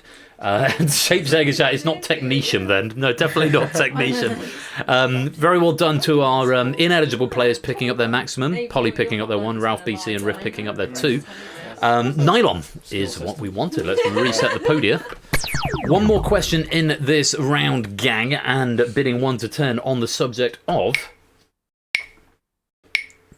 a shared word. I like this question. If you didn't have enough of connections from the previous game. Ooh, a couple of 10s coming in. Couple of 10s indeed. We've got ineligible from, in fact, we've got perfect split 6 and 6. Ineligible for 3, Stimpsons, Angle, Kamikaze, and Q-Sense. Polly, Ralph, and BC all bidding 2 will not be eligible to answer this, but potentially some good points for Stimpson, Kamikaze, and Q-Sense if they can get 3 people to get it wrong. Kono and Shakes both going in on 10 here. Mark going in at 8. Fluffy's gone in at 6. Pyro and Riff going in for 4. 20 seconds to answer this question. The subject is a shared word. What word links an Emma Stone TV series, a 2022 detective game published by PlayStack, and the Chicago Cubs for 108 years? Ramsey saying 3 ineligible is a good place to be. It is a very good place to be. Especially with 5 seconds to go. We've only had 1 answer in. Oh, 4 answers coming in, 3 of them correct. Fluffy and Kolo coming in at the 11th hour. Kolo unfortunately incorrect. Losers is not the answer. It was curse. We did also accept cursed on that. And David is going to tell us why. Yeah, so the Emma Stone TV series is The Curse. The detective game, the video game, was Curse of the Golden Idol, which is apparently very, very good. And the Chicago Cubs were supposedly cursed for 108 years for insulting a goat. Go figure. Yeah. That one. Yeah. Goats. I know. Damn goats. You should always be polite to your nannies, folks. Kolo giving it a go and losing the maximum bid of 10 points. Normally when I crack jokes on this stream, I don't have any laughter, so this is... You've got a laughter track now. Sitting in my office with my keyboard going, that's funny. So this is nice. Shape's choosing to abstain on that one, taking the better course of valor on that one, just losing the 5. Mark, very well done picking up your 8. Fluffy taking your 6 and Riff taking your 4. Everyone else who was ineligible, you did get your ineligibility points of 2 or 3 because we had 2 abstentions and 1 wrong answer. So that's a good position to be in. Banking some points. That is the end of question 5. It's the end of round 2. Let's reset the podium and check out the scores.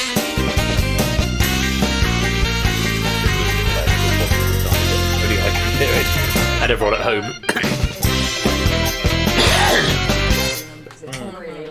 You can borrow the cans for the next round because you're the only one here who's not heard it before. So, at the end of round 2, Riff is in pole position, currently on 40 points. Oh, if you hear that out of context, it means someone has given some money and I need to say something. So, if that happens not mid-round, just wave or something. If anyone wants to subscribe at the moment and you watch Marcia jump out of her skin, then you know. It's quite funny. Actually, let me just turn the volume up real quick. Hang on. Hang on a minute. Hang on. Let me just ramp the volume up on the cans. Yeah, definitely donate. Yeah. It'd be funny. Donate and deafen at the same time. This could be quite an amusing moment. In fact, so amusing. In fact, I think we need to go back to the large cam for it. See, Anyone want to? I've already bumped my head on his ceiling. There we go. Oh, it wasn't. It didn't make me jump that much. Message from our sponsor, G. This is Eisens. a test message. This is a test message. Yes, thank you, TTF's test. Thank you for the 100 bits. And Batty Man, thank you for that follow right there.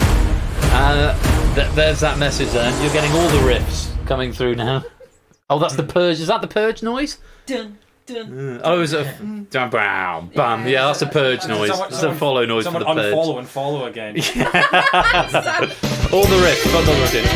That's a Google that noise. Message from our sponsor, Kegler Coach. Can we get like a GIF of Marsha just pop up in the corner of the screen? Like Billy on Bullseye, just like... A message from our sponsor, Fluffy Bunny. I can't actually hear it, so Earth would be so rude to cheer at this time. Utter rogues. Thank you for the 100 bits. And one more, I think, a message from our sponsor, Puzzle. A message from sponsor Puzzledon. A message from our sponsor Puzzledon. Thank you very much, everybody, for the bits and follows right there. I'm just going to turn it down just so as not to damage your ears moving forwards. But we're going to move on to round 3. Once I've done a readout of the scores, Riff is in pole position on 40. Shapes gliding overall with 37. BC currently in third with 33. All the threes going on there, BC. Polly's got 27. Mark's on 26. Stimson's on 24. Bit of a gap then down to Ralph on 12. Coda on 10. Kamikaze on 5. Pyro 3. Fluffy Bunny on 2. And Cusant's on -5. But don't worry, there is still time to make up points. And apart from the last round, I don't think you can lose any more points in this game. So plenty of time to make them up. Don't panic just yet. We're not even halfway through. We're going to move on to round number 3, which is... No, the scores. The lobby game. Twice I've forgotten. 2 lead in the lobby with 58. Polly Murray's on 47. Zeus on 42. Otley 41. Jog Guy on 27.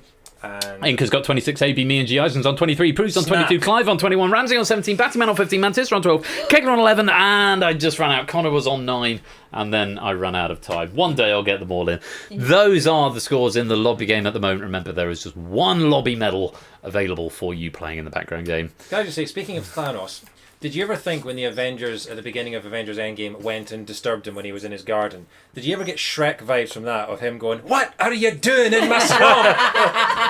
Because once you see that, you will never unsee it. I don't think I've ever had those vibes, because I can't do a convincing Scottish accent. You can do one, probably by dint of the fact that's where you're Mike from. Myers doing his attempting his Scottish accent, just the Avengers showing up and him going, "What are you doing in my swamp?" Have you just noticed that because there's a Thanos canvas up there? Yeah, inspiring. real Shrek vibes there. For anyone. What are you doing on my planet? So do some more voiceover while we got Thanos on screen. In the morning, I'm making waffles. No, that was Donkey, wasn't it? Why are you following me? What's the one you like? You're going the right way for a smack bottom. On we go, gang. Thanos and Shrek and Scottish accents aside, it's time for round 3. Get in my belly. I'm bigger than you. I'm higher in the food chain. That's fact. That's also my mind. Yeah. That is not Shrek.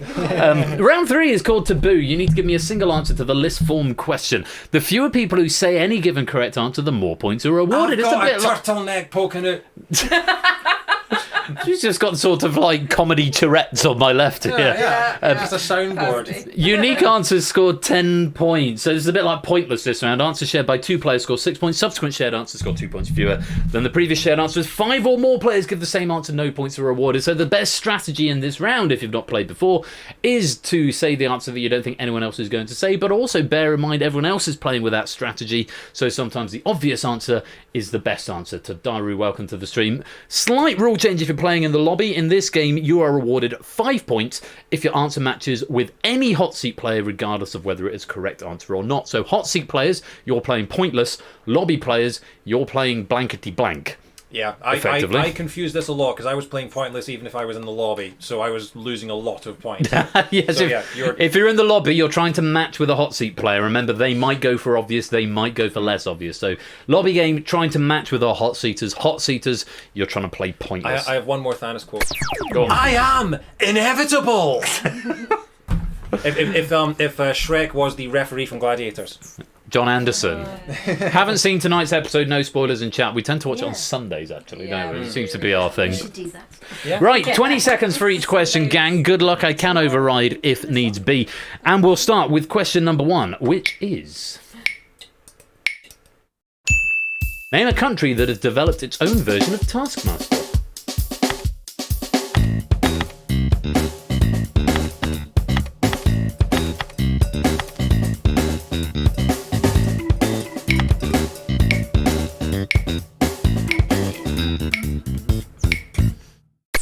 Time. Blue if you've got a unique answer, green if you've got a shared answer, red if you were wrong. Options there: Australia, Belgium, Canada, Croatia, Denmark, Finland, Germany, New Zealand, Norway, Portugal, Spain, Sweden, US and UK. Anything else to add? Yes, the New Zealand version of Taskmaster is amazing. Series 2 of New Zealand is currently on Channel 4 and is one of the best series of Taskmaster you will ever see. Australia is also very good. And Norway I will single out as well, because on the Norway version they have no health and safety whatsoever, so a lot of fire is involved. It's fantastic. There is one guy in the first season who basically answers every task with flames. And the US version is not very good at all. So Thank you for vamping there, David. It's given me time just to review the answers very quickly, and the computer has done its job correctly. 3 people going for USA and 3 people going for New Zealand, each worth 4 points. No points for Netherlands, unfortunately not a correct answer, but the unique answers: Spain, Australia, UK, Norway and Denmark. Very well done. 10 points to each of you. Love it when a question goes like that. Let's see if the next one can do the same thing. Now read this one carefully because it doesn't include charity singles. I will preface the question by saying this, and David will tell us more in a minute. 20 seconds and we're looking for a UK #1 single by Robbie Williams, either solo, as a duet or as a member of Take That, but not charity singles. Which immediately dismisses Band Aid.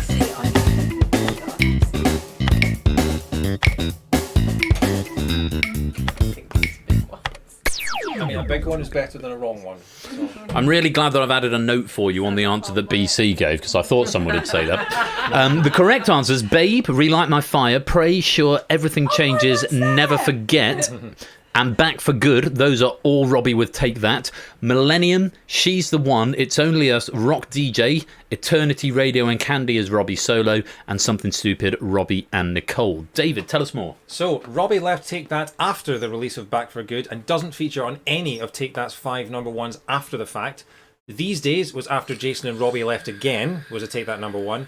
And The Flood, which was their big comeback single with Robbie and Take That, only reached #2. So yeah, and so as we said, we're not including a charity single. So Band Aid, for example, Band Aid 3, and I think it was 2004. Robbie featured on that. We weren't including that one because I think that did get to #1 in 2004. Very well done if you've come in with answers there. Millennium, 3 players going for Millennium, Polymark and Pyro picking up 4 points for that. Angels, it never reached #1. I didn't write any notes on that, but it didn't apparently. Yeah. It's sort of an end of night classic now. But Tripping is such a banger, Q-Sons, I'm not going to lie. And should have been #1, but unfortunately wasn't. The Flood, as we mentioned, only reached #2. But very well done. Candy from Riff for 10 points. Sure for Shapes. Rock DJ, Something Stupid, and Relight My Fire. I will say Radio, also a banger. Radio was my... Listen to the radio. Is it that one? And you will hear the songs you know. Something sung, my dear, and you will find... Yeah, make it effervescent here, and you will have a job, my dear. Classic pop lyrics. Yeah. What was the one I really like is Let Love Be Your Energy. Yeah, if you're willing... If you're willing to change... Come on, duet with me. Hang on. 1, 2, 3, 4, 1. If you're willing to change, let love be your energy. And then there's a weather report plays in the background for no reason. Yeah, that was just a random thing that just happens there. Yeah. And Shape still has his PCC quiz at 11 o'clock. Yeah, you've got 52 minutes, Shape, so we're around 3. I think you'll be fine. This is the second time in 2 weeks that we've been bantering in mid-quiz and someone has said, I've got another quiz to get to. It's the second time in a fortnight this has happened. Before I Die jogging is an absolute banger. Before I Die. I went to see Robbie Williams in autumn of 2022 on his Greatest Hits tour, and he played one of my favourite songs is All Before I Die, and he played it there for the first time in 20 years. Yes. Can I just say? Yeah. I fucking love Robbie Williams. Yeah, he's awesome. Robbie Williams is great. He was absolutely he is a performer for the ages. He was incredible. Shapes has a PCC game in 50 minutes countdown. Let's move on. Or nothing I need to condone or this out until 10:59. That's the goal. That's the dream. As much as we can. No, we want to win. We want to do well. On we go. Question 4. I think this is the hardest question of the quiz, but I will let you be the judges of that. Fingers on keyboards. Toots game is in 30 minutes. 20 seconds is the question. Name a breed of dog that has won Crufts in the 21st century. It's not this one, it's the next one is the one I think is hardest. Name a breed of dog that has won Crufts in the 21st century. This one I will have to verify, you might understand.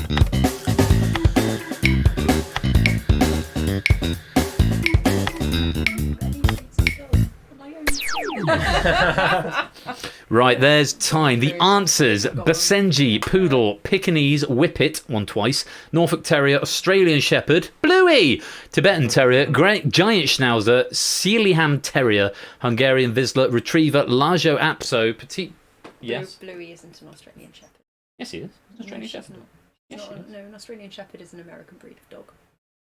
She's an Australian. She's an Australian farming dog, but they are. I thought. Sorry, sorry, just a. She's a blue healer, Lupine says. That's literally ruined my evening. Petite Basset, Griffon Van Dien, Scottish Terrier, West Highland White Terrier, American Cocker Spaniel, Papillon, Dachshund, and Lagotto Ramagnolo. It's a very nice type of wine. Just some clarifications. We discounted terrier as an answer because more than one type of terrier has answered for the same reason we discounted spaniel as an answer, because only a Cocker Spaniel, specifically an American Cocker Spaniel, has one. So terrier is not going to be accepted. Poodle seems to have gotten through. Did we accept poodle as an alt? Or was poodle actually one?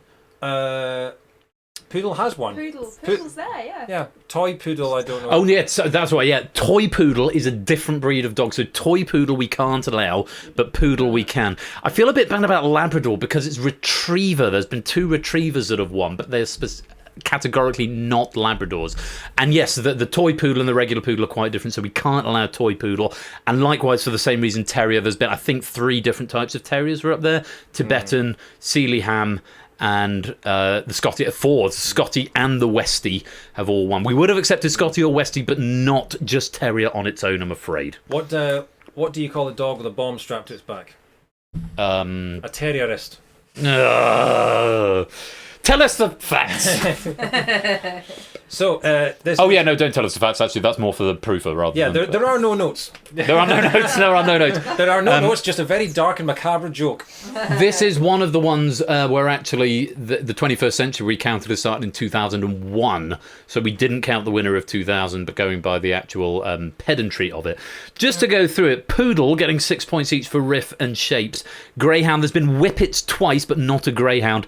Terrier, Labrador, I've already explained. Corgi, never been a Corgi, winning Crufts. Toy Poodle again, we've explained, and Beagle. So not very many points going out on that round, but hopefully I've explained it in such a way that everyone is, if not happy, then at least content that we are being valid and above board. I always love a question where the caveats are longer than the question itself. Yeah. It's like the tenable question. The tenable with the vegetables. Yeah. Yeah. Well, at least here we do them after the question rather than before, and you've got to remember it. So let's move on.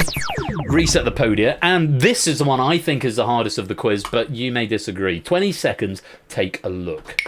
Toy poodle tends to be plastics. Name a female winner of the Nobel Prize for Physiology or Medicine, Physics or Chemistry.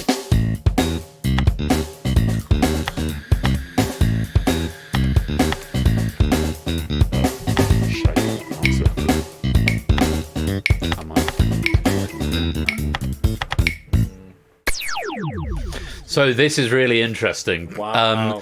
Answers, I'm not going to read them all. You read them at your leisure, but David is going to tell us...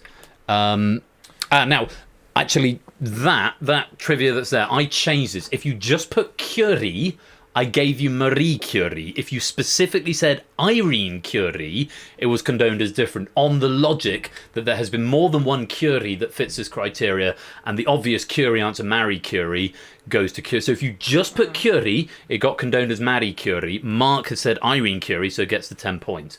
And there's this note here, which I'm just going to read just in case anyone complains, and I don't want to put that on you. Curie is not specific enough, as 2 Curies have won. I changed that and added Curie into the Marie Curie, which I may not have told Samster about. Apologies about that.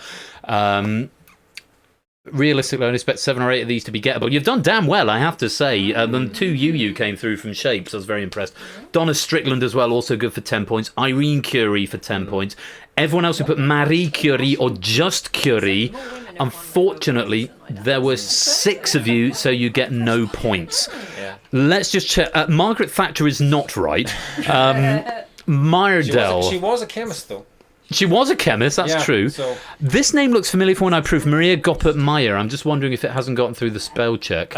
Maria, it's Meyer with an A, so that's why. So that's phonetically plausible, so we can allow that. Guppert without the umlaut. So, okay. Yeah, so who's that who said Marie Guppert? Fluffy Bunny. Fluffy Bunny, yeah, that is... if I go to my right profile... We can... Marie Guppert-Meyer, if I just find the answer... I don't think you want. I'm so excited. Give me a minute. Oh, we're out of range now. I think you went past it. Did I go past it? Yeah. There you go. Marie Guppert-Meyer. If I condone that as Marie Guppert-Meyer... You get your 10 points, as you should. Anything else here we need to check, David? Margaret Thatcher, I think we're safe on. Myrtle. Is there anything there that looks... Moaning Myrtle. It's close to Maya. I don't think it's close enough that we can allow it. I can't see a reasonable one that could be construed as Myrdal. Unfortunately, Pyro, we're not going to be able to allow that. Likewise, Margaret Thatcher. And everyone who put Marie Curie, unfortunately, no points. But everyone else, Donna Strickland, 2 UU, Irene Curie, and Marie Goppert-Meyer. Very, very well played. 10 points to you, and that is the condoning done. I was worried that question was going to be slightly one to worry about. It didn't go to the dogs as much as the previous question. Very good. One more question. This one is a lot less controversial in terms of condoning. Take a look. Name a capital city of a Canadian province or territory.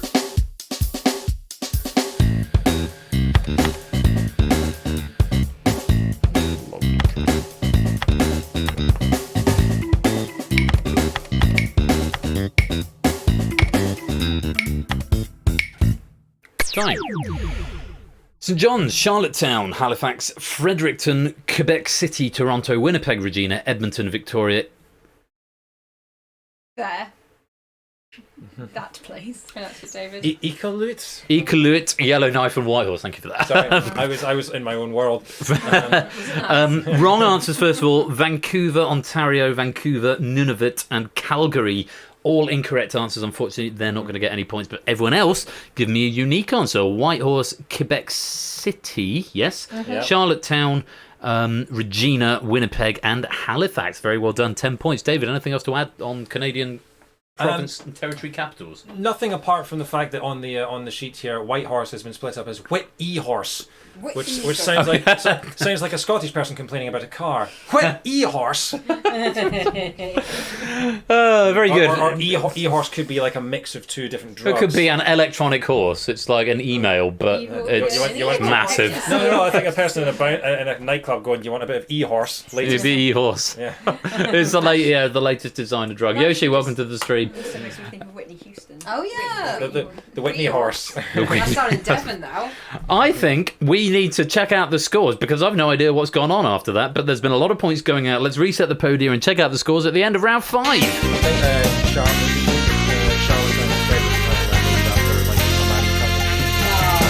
think Charlotte Frederick and Charlotte. I like to imagine that's the love story of Canada. Yeah. Riff is in pole position with 86. Shapes is gliding overall with 83. Mark then in third with 54. BC's on 47. Stimson's angle 44. Polly's on 31. Colo on 30. Ralph on 26. As is Fluffy Bunny. Kamikaze on 19. Pyro's on 11. Houston's on 5. All onwards and upwards though. As we go to the lobby scores. Yeah, I remembered this time. And 2 is leading with 78. Zeus has got 67. Run on 62. Otley 61. Inca 51. ABME 43. Jog Guy on 42. Prug is on 37. Clive on 36. Mantissa and Ramsey on 27. Batman on 25. Puzzle Down on 24. G. Ives is 23. Kegler 21. Connor's on 19. And Shell is on 2. Self 5. Ooh. I do love that. I've not been able to replicate that fading into the mist effect since. It's nothing clever. It's just an animator, but it's like it works so well on this game and like no others. The lobby Drink. Speaking of which, I need to refill this glass. Do you want me to? Oh, would you mind? No, oh, that'd be amazing. Thank you. Do another? I don't know if I should. David wants another hard Coke Zero. Yeah. I'm all right with what. Are you good? I'm all right with what I've got. Sure? Yeah. I can't ply you. We've got to drive home. It's all right. So. In which case, we will go on to round number 4. Yes, it's the blind auction. You need to start the round by bidding on how many questions you can answer on a pair of categories from 1 to 10. Abstaining from bidding causes a default bid of 1. You'll get 10 increasingly difficult questions. Remember, #hardergetthey on alternating categories. Each question's worth increasingly more points. First is worth 1, then 3, then 5, and so on. You don't have to answer every question, and if you successfully answer the number of questions you've bid on, you bank your points. So if you answer question 1, question 2, and question 3, and you bid 3, you get 1 plus 3 plus 5, which gives you 9 points. But you are frozen out of the rest of the round. Give me a wrong answer, and you increase your bid by 1. As with many other answers, no penalty for abstention in this. So if you get a question and you don't know then leave it blank, because if you actively get it wrong, your bid goes up. And if your bid goes up, that means you've got to answer more questions in order to bank any points for the round. If you fail to reach your bid, you score no points for the round, and if it becomes impossible for you to reach your bid, you'll be frozen out the rest of the round and score no points. Remember, there is a valid tactic. If you bid too low and then the questions seem to be falling your way, you can throw a question to artificially inflate your bid, but remember, you must hit your target after penalties, i.e. if you get one wrong, you get a penalty point. You must hit your target before the end of the round in order to bank any points. Okay, so it's a complicated wipeout round for those who haven't played before. But yes, 1, then 3, then 5, and the question values will be shown on screen at the start of each question. So if you just bid 2, you might not want to answer the first 2. You might think, I'm going to get 2, but I'll get them in the middle somewhere. Or, it's up to you how you want to play it. But again, you've got to bid from 1 to 10 at the start right here. And after that, it will be plain sailing. Thank you. That's all right. I'm last in the queue. So, You are last. fingers on buzzers, and again, it's a tap to get your bid in from 1 to 10. 10 seconds to make your bid, and an abstention gives you a bid of 1. Good luck. The categories are home and away,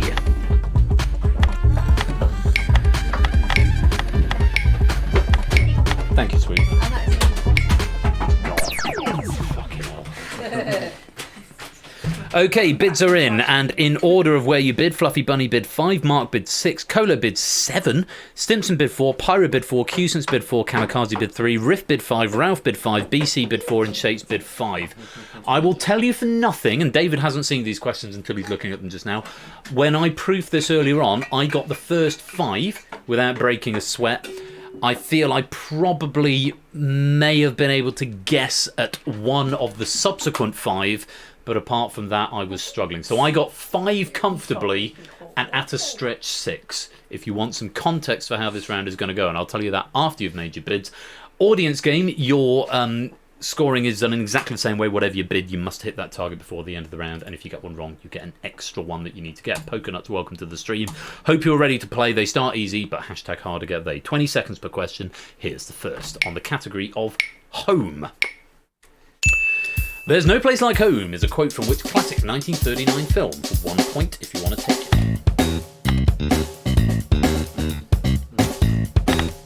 Oh, fuck off.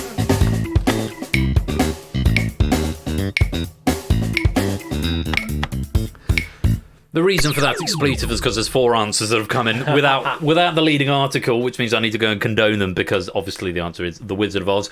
Should have lost the as an alternate answer, but don't worry, I will go through and mark those as correct. Or as it came up in the missing files earlier, Wizard of Oz. Wizard of Oz, yes, the second feature of that tonight. So Mark, Colo, Stimson and Pyro. I need to go and zoom in on you. So Mark, zoom, tick. Mark, Colo, zoom. I should make this happen automatically. Tick. Who else did I say? Mark, Colo, Stimson and Pyro.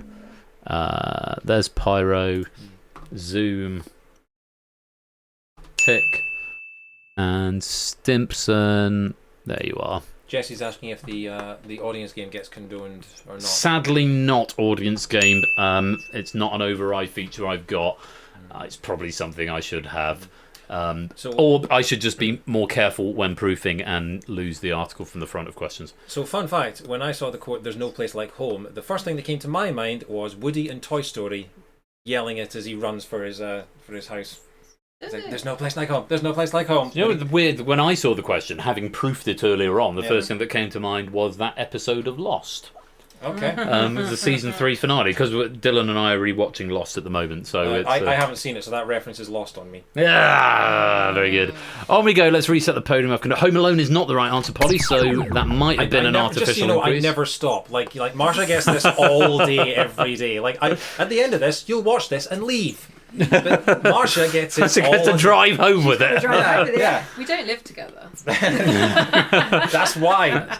Polly, you need 2 after increasing your bid there. Everyone else who answered correctly losing a point. Let's go to the next question on the subject of away. If an Ashes Test match is hosted at the Kia Oval, who is the away team? This is worth 3 points.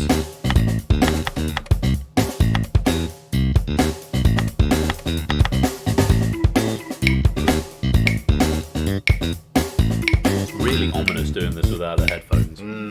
It's just sort of a sinister silence. This must be what it's like for you, like every Saturday. Whenever I come in, it's Australia is the answer. So the Ashes is a match between England and Australia, and the Kia Oval, or just the Oval, is in England. So Australia must be the opponents. Although the you may have said that because the Kia Arena is an arena at the Australian Open, which may be why. Is it really? Yeah. Ah, that's not on our notes. That's just him being super clever. Kia sponsor the Australian Open, so people associate Kia with the Australian Open a lot. So that's why. So Stimson's Angle and Pyro getting that one wrong. England is not the right answer. You're both going to go up to 4. Everyone else getting it right and reducing your target. Let's reset the podiums. Podia. Sorry. On we go. Back to home. 20 seconds. Remember, questions get harder as they go on. This one's worth 5 points. Take a look at this. While Homebase is the 7th largest DIY and gardening retailer in the UK, which company named for the initials of the 2 founders' surnames is number 1? Do it again! Oh, that's dead annoying. I'm really sorry if you're playing in the audience game and you've said B and Q, but it's B, it's styled with an ampersand, and it didn't occur to me to add the and into the thing. Obviously, the hot seat game I can condone for Colo, Shapes, and BC, because yes, the answer is B and Q. Tell us some more, David. So, B&Q was founded in March 1969 by Richard Block and David Quayle. Vamp. I need to... more things. So, David Quayle, obviously not the was he a vice presidential candidate that spelled potato wrong in 1993? That was Dan Quayle, I believe. And Richard Block, known by his friends as Dickie Block, I don't know, or which is what they used to call the cock block, of course. Of course. It was founded in March 1969, so 4 months before the moon landing. So B&Q is officially older than the moon landings. Is that enough riffing? Excellent vamping. I have to say, that was very good. And I did jump off the second thing you were about to say. B&Q is older than the moon. I think it is. Apologies in the lobby game if you put B and Q rather than the ampersand. Like I said, I can't override the lobby game. That might be a feature when I do Google that 3. Google twat. Google thrat. Maybe. On we go. The next question is on away, and it is worth 5 points if you can give me a correct answer. Someone's banked there. Polly, you've banked your 8 points. You can't answer anymore, but your 8 points are safe and in the bank, and you won't get any more questions this round. Before you start, I feel like we have to acknowledge Riff's incredible joke. You know that B&Q are number 1 because there's always a massive queue outside. Yeah, very true. Very true. Joke of the night. BC just requiring 1 more, everyone else needing 2 or more. Let's go to the next question on the subject of away. 20 seconds, take a look. The internet acronym AFK stands for away from what? I mean, if it's on one of the Royal Flushes, it'll stand for Yeah, it probably will. BC, you attempting this one? You abstaining at the moment? BC is coming in at the last minute and going for the correct answer keyboard. Everyone getting keyboard there. So the keyboard was founded in 1969 by Richard Block and David Quayle. Reading the wrong cell. I used to work at a keyboard factory. Yeah, they had me putting in a lot of shifts. I have actually genuinely on that bombshell. I got a little device that lets me take the keycaps off my keyboard. I've taken it out and compressed air and alcohol sprayed the whole thing to clean it. It was one of the most strangely satisfying experiences of my life. I got fired from the keyboard factory after I lost control, by the way. This guy. Keyboard is the right answer. We used to go for a drink at the local space bar. I'm moving on rapidly before you implode. Keyboard was the right answer. Everybody who attempted getting it right. And BC banking out 16 points. No more questions for you this round, but you are safe. On we go. Your favourite sport that everyone watched there, the F1? Yes, it absolutely is. Although they do need to get Don't join in! Next question, question 5 on the subject of home. We need a break from the keyboard jokes. For 9 points, a set is the name given to the home of which nocturnal animal? You might think we were done with the keyboard joke, but actually this is the end. Let's go home. Kamikaze and Cusant, are they going to sit this one out? They are indeed going to wait for better days. Something, caps lock. It's a badger, David. Badger is the I'll answer. stop badgering you now, yes. No. Badger is the correct answer. Very well done if you got that. In fact, everybody getting that one right. And Shapes, Ralph and Fluffy all banking on that one and all banking 25 points. So the Badger was founded in March 1969 by Richard Block and David Quayle. Yeah, they had a busy month. Very, very busy. Let's move on. Riff, Mark, Simpsons Angle, Kamikaze and Pyro, you all need 1 from the remaining 5. Colo and Cusant, you need 2 from the remaining 5. Of the course, next one, back in 1969, Badgers were only in black and white. the next one is worth 11 points. This is what happens when Marshall leaves the room. You suddenly start, you're holding her wine as if you had a snifter of wine, and now I feel like I should be holding a brandy next to a fireplace as I tell these sort of whimsicalness. We can give you the fireplace. I don't think we've got any brandy. You may well do. 20 seconds on this next one. This is the point where I started struggling. Question number 6 is on the subject of away. Take a look at this. Say that, it's only half 10. Loads of time. Which American singer won the 1999 Grammy Award for Best Male Rock Performance for the song Fly Away?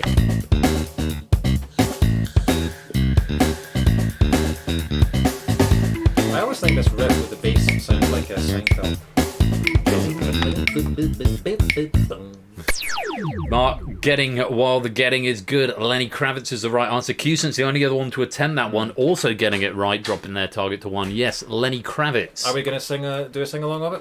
I don't know it. I want to get away. I want to fly away. Oh, I do know it. Yeah.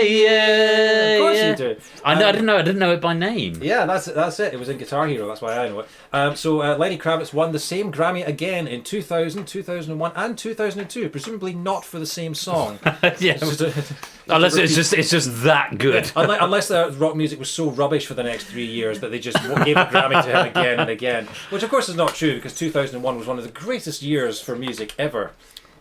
Nickelback. Sum 41 as well. Yeah. It was the launch of the Blink 182. Yeah. Well, they were a bit earlier than that, but yeah, basically. Really? Now 51 came out in 2001, so I always associate it with that. Yeah. Nice. Yeah.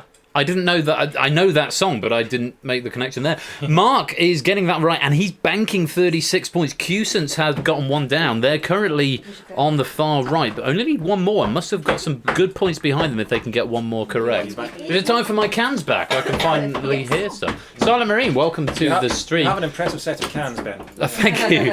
Well, let's reset the podiums. The podia. Now, everyone other than Colo requiring 1, Colo still needing 2 from the remaining 4. Let's go back to home. Hashtag hard to get they. Take a look at this. Very nice, isn't it? I cocked my horn. For 13 points, Patrick Mahomes, or Mahomes, has won 2 Super Bowl MVP awards while playing for which team? Was it the Thrifters? I don't know if Sam's here to see his pack played out. There's an override required. The Chiefs, the Kansas City Chiefs. Riff, yes, that was condoned. Kamikaze, I will condone that and see you through. Riff banking 37 points on that one. Yeah, Kansas City Chiefs. David, tell us a bit more while I condone Kamikaze. So, Patrick Mahomes currently has the 4th largest known contract in sporting history at $503 million for a 10-year contract.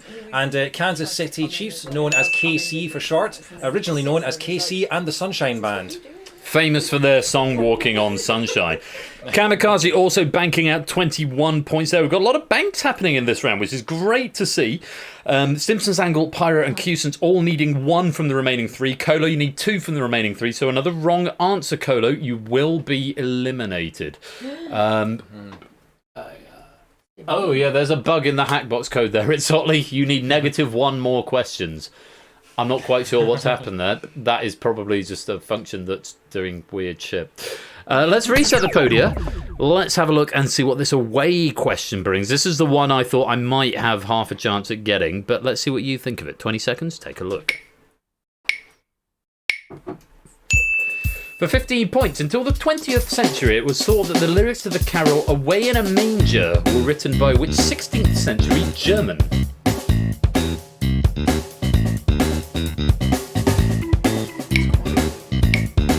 It's weird, isn't it? How many 16th century Germans do you know? Nobody in the hot seat attempting that. Martin Luther was the answer. Nothing else to say on that one, and I'm saying that just in case you decided there's something else to say. Colo, it means you need the last two in order to bank. Stimpson's Angle Pyrocusence, you can afford to abstain on this next one, but you can't afford to get it wrong. Let's reset the podium as we go back to home for the final time. Take a look at this. It's worth 17 points. Which portion of the human brain is predominantly involved with the process of homeostasis, which controls the body's internal environment? Coley, you need to give me something. Of course, the Kansas City Chiefs have Patrick homeostasis. They do indeed. Stimpson's Angle banking out 39 points there with the correct answer. Hypothalamus, yes. Hypothalamus. Oh, yes, because it's HIPPO for hippo. The hippocampus is something if you different. get 7 super emeralds, he evolves from superthalamus. Hypothalamus, yes, very good. Cola going for cerebellum, unfortunately not the right answer. It means you need 3 from the last question. And unfortunately, Kodo, you are going to be the first player this round to go grayscale, unfortunately. Which means Pyro and Cusance. Sorry, we're just dying. Pyro and Cusance. Pressure on you at this point, and I will give you advance warning. There are 2 answers needed to this question, separated by an and. In either order or without the and, if you prefer. And not an ampersand. Not an ampersand. There is no ampersand allowed on this question. It must be the word and or the 2 answers without an and. But you must give me both in order to bank. Good luck. It's for 19 points and to bank your score for this round. Here is question 10. The song Orinoco Flow Sail Away refers to a river located with 2 countries. Sorry, that typo snuck through. In which, or was it within? It should be... It might be within, it might be which. I need an answer, guys. Oh! Pyro went for Brazil and Chile, right continent, but wrong answer. Cusan's going for the right answer, Venezuela and Colombia. What a scoop that is, and Cusance, you bank out 38 points for this round. What a clutch answer there. Very well played. Brazil and Chile. Unfortunately, Pyro, you're going to join Colo and go in grayscale because that's a right answer. That is the end of question 10, the end of round 4, and the end of the round. Let's reset the podia and check out the scores. No idea.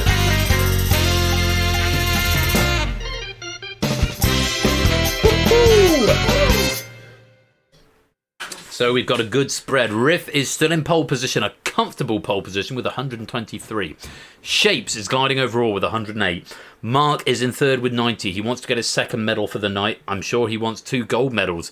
He won it in Red Herrings. Can he get it in Google? That we'll see in just a minute. Stimpson's Angle on 83, BC on 63, Ralph on 51, as is Fluffy Bunny. Cusance on 43, Kamikaze on 40, Polly on 39, Colo on 30, Pyro on 11. But all of that could change in the final question, 21 minutes before Shapes' next quiz. There is one question to go. And it's treated as I failed. I'm not fussed, but rather let you know. End of round 4, your current score is 61. Is your current score not 61? It's Ollie. Let's find out as we look at the lobby scores. Your current score is 61. Two's leading with 127. Zeus and Jogger on 109. Arun and Ramsey on 62. Otley's got 61. Inca on 51. AB Me on 43. Prug's on 37. Clive on 36. Mattis at 27. Battyman on 25. Puzzle Dan 24. Giason's 23. Kegler 21. Connor on 20. And Shell on 15. Well done. Self 5. Applaud. Well done. That's the weirdest applause I've ever done. I'm holding wine. But, my friends, there is one more round. And this could make all the difference. And it will show you the scores of your neighbouring players so that you can make an informed decision as we go into this round. And I will tell you that this round doesn't require a huge amount of characters to get the correct answer. I might extend the timer just because there's a lot of reading, but I think it's a very fair question if you can work your way through the reading. But before we get there...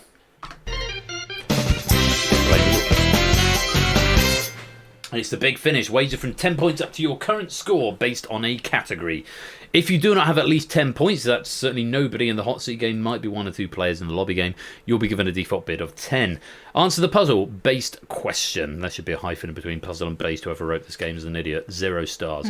Within 30 seconds. Answering correctly will win you your wager. Answering incorrectly will lose you your wager. It's Final Jeopardy for all intents and purposes. And this is the point, and every single one of these games in Google that, where I will just type in all caps, all in, baby, and go for everything. So if you want to do the David, that's what you do.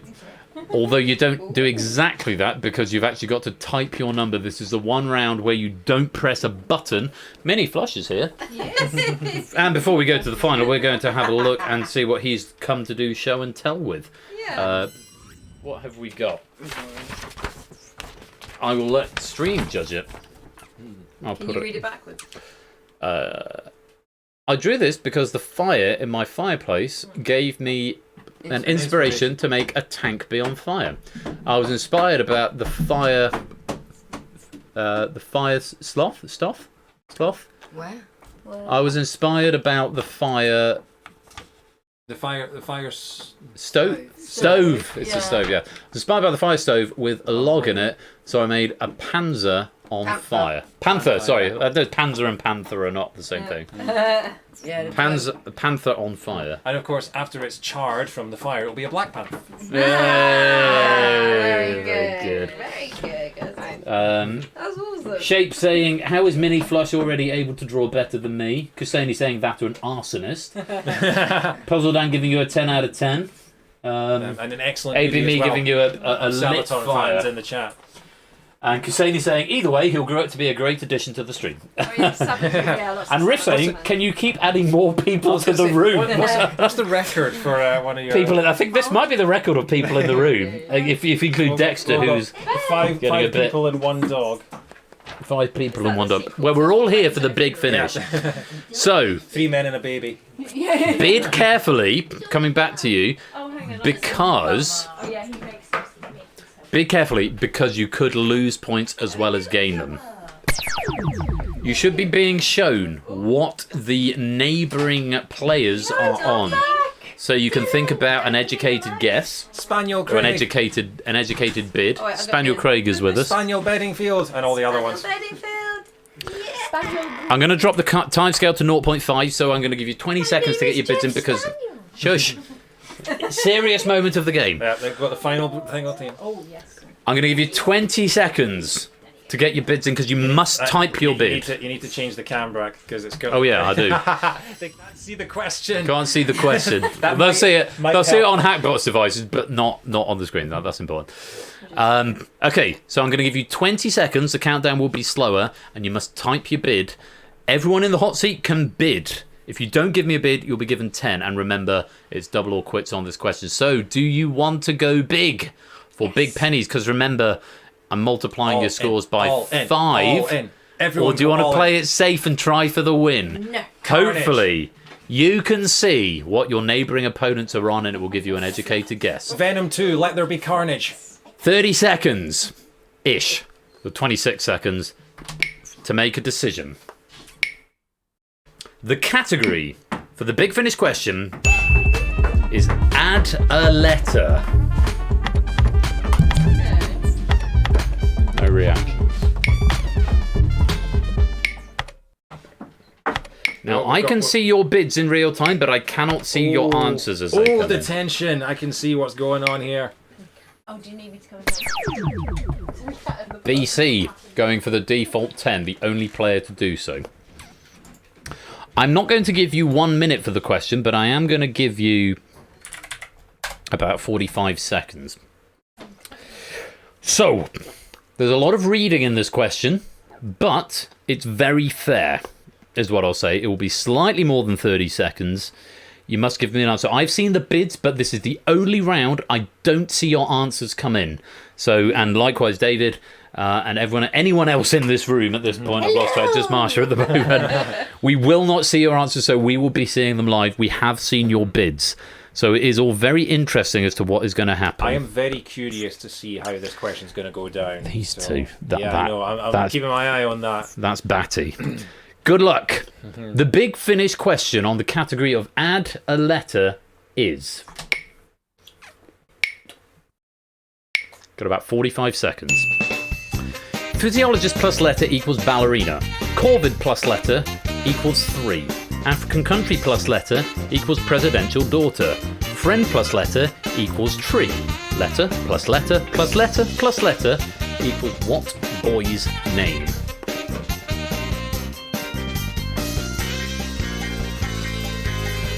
You had half your time. The 4-letter boy's name is what I need as an answer. I don't. Yeah, I think Slowing the clock.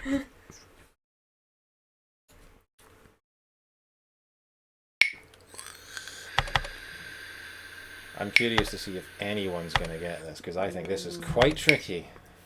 I think it's quite fair. Random Zombie, welcome to the stream. Last 3 seconds.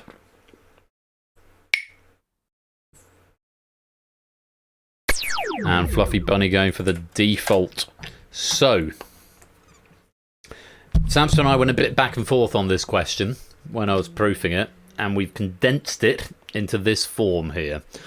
But it effectively boils down to 4 questions with a letter that gives you a new answer. And if you put those letters together, you get a boy's name. So you knew it was a boy's name that was 4 letters long. My logic here was that if you can work out the first one, that narrows it down to about 3. David is going to tell us more about the correct answer, which is Adam. So I might have got this from corvid plus letter equals 3, because a corvid is a crow and 3 is a crowd. So the letter you'd be adding there is D, the second letter. The first one, the physiologist, is Pavlov and the ballerina is Pavlova. So the letter you're adding is A. The third one, the African country was Mali, and the presidential daughter was one of the Obama daughters, which was Malia. So that was A there. And a friend is a pal, and the tree is a palm. So the fourth letter would be M. So letter plus letter plus letter plus letter is A, D, A, M. And it's not spelled, that's a typo. Corvid is meant to be C-O-R-V-I-D. Oh, apologies. But, yeah. That's got I'm wondering if physiologists should meant to be psychologist. Pavlov. No, Pavlov. It might be psychologist, actually. Pavlov is the thing. I'm thinking about it now. No. Yeah, because the Pavlov is something you have. A Pavlov is an in to a question. And presidential is spelled wrong. My God, Samster, how have I let all these typos slip through? How did he win only connect? Yeah, this guy. I mean, who is this? Because someone give this guy a promotion. I would have got the second one because, of course, we had that disease a couple of years ago where everyone was turning into crows. It was COVID-19. COVID-19. Yeah. Well, as I said, I have seen what you have wagered. Turn into 19, bro. I can ascertain some things from the chat, but I do not know what you've said. So let's go through and find out. Fluffy Bunny, we know abstained. But we'll start with Pyro.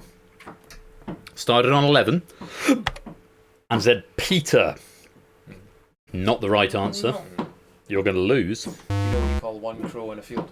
An attempted murder. Yeah. Pyro's going to lose 11. You might need to take over. Match Yeah. You might need to take over while I control my hiccups. Pyro, back down to 0. Colo, giving us the right answer. Yeah. Colo goes up to 58. Interesting. Whoa. Okay. 28. On to Polly. How much did Polly? Polly said Mark. Polly bid 19, so it goes down to 20. Oh. Kamikaze. Did they do a kamikaze? Oh, they got the first letter. Oh, they had Toy Story on the brain again. They're going to lose. Yeah, they didn't go full kamikaze. No. Okay, Kusan K. Evan. Unfortunately, that's minus 26. So Colo in the lead at the end of the first round, 58. Fluffy Bunny, we know didn't give us an answer. No answer. I'm afraid no answer is 8 letters, so that's not acceptable. I'm afraid. You're gonna lose 40. On to Ralph. Ralph, please let Ralph have just typed Ralph into the chat. Liam. Well, that's an anagram of Mali, which was one of the half answers. So no. It's a bit of a reach. You're gonna lose 25. Down to 26. BC started on 63. Adam, he got the right answer. Well done. He found the link appropriately. Very good. I do that to my family if no, that's the wrong button. I meant that's the honk button. I do that to my family in the WhatsApp chat. If they say something, I say, "Can I send you a link?" And then I just send them a picture of link. How many points did BC wager? 10. Oh, you didn't get a bid in, BC, so you got the default. Simpson started on 83. Mark, no. No. Minus 10. Losing 10, 73. Simpson is tied at the top with BC. We come to the top row. My hip's under control. I'm going to take the microphone back for the top row. Mark did a damn good job. He did do a damn good job. Started on 90. Mark, how many points did you wager? 60 up to 150. Ooh la la, Mark. That's going to be 750 odd points. Arun, you got the first letter shapes, but not the right name. He went meta. How many points did you wager? Shapes! 108. Back down to 0, and Riff started with 123. Went for Dave! Oh, Riff. And I know what you wagered as well, Riff. It's a wrong answer. You drop back to 0, which means Mark does the double second gold medal of the night. Appropriate that he put that on the end. Riff F in chat. Mark takes the gold with 150 points. Well done, Mark. Doubling his score, taking his second gold medal of the night. Stimpson's angle and BC taking a joint silver medal with 73. And it's Colo who takes the bronze at 58 points. Let's look at the lobby game before we finish. And it's Jog Guy. You'll have to update that then, because that's got Stimpson getting the bronze and BC getting the silver. I will check what it's doing on the thing on the repo.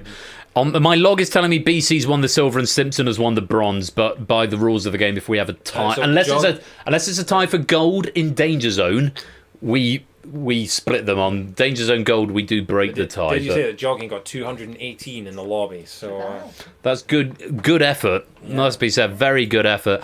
And I'm going to multiply your points by 5 to give you pennies and a message from our sponsor, Puzzle Dan. Viva la Mark Revolution. Viva la Mark Revolution, indeed. Mark taking 2 goals from Red Herrings, and Google that this evening. I'll double check. It should be Stimpson and BC getting a silver and Colo getting a bronze. I'll check that on the GitKraken before I push that up. We're going to roll the final credits, and then we're going to come back to the cam to say cheery bye and good night. And I'm going to add on all these pennies as well. But you've been playing Google that. A massive thanks to Samster for a delightful pack. It's been a lot of fun tonight, and I hope you've all enjoyed playing along. Let's roll the credits, and we will see you on the other side in just a few minutes' time to say goodnight. And won't it be lovely? Congratulations to Mark, a double gold medalist tonight.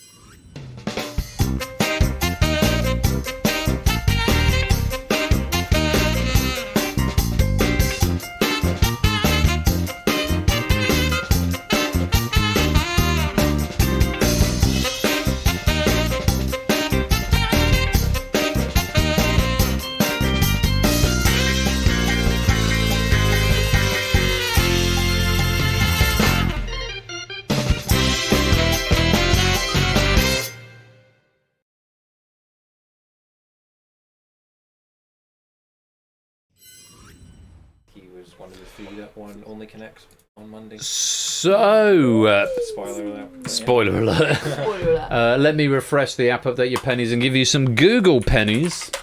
Oh no, I can't press enter. I need to press initiate bonus. Google 299 if you want 299 bonus pennies come the end of the night. Does anyone want to do an end of night game? We should probably be hitting the road, to be honest. No, wrong answer. We can do an can end it. It's very much just you who wants to hit the road. Yeah, we can do okay, end of we can night. do end of night. All right, let's Spacey 4 game or Crystal Dome, or we could play a legacy pack. Or we could play I mean, it's only 5 to 11. I know Shapes has got to go to... There you go, Shapes. In time for your quiz. We have a Spacey Fall game, Crystal Maze, Only Connect. I can't play Only Connect on stream. You know I can't play Only Connect on stream. You know that. Just look at my T-shirt and just imagine. Just enjoy it. Just enjoy the T-shirt. Go and replay the final from Monday and see if you get any more questions right.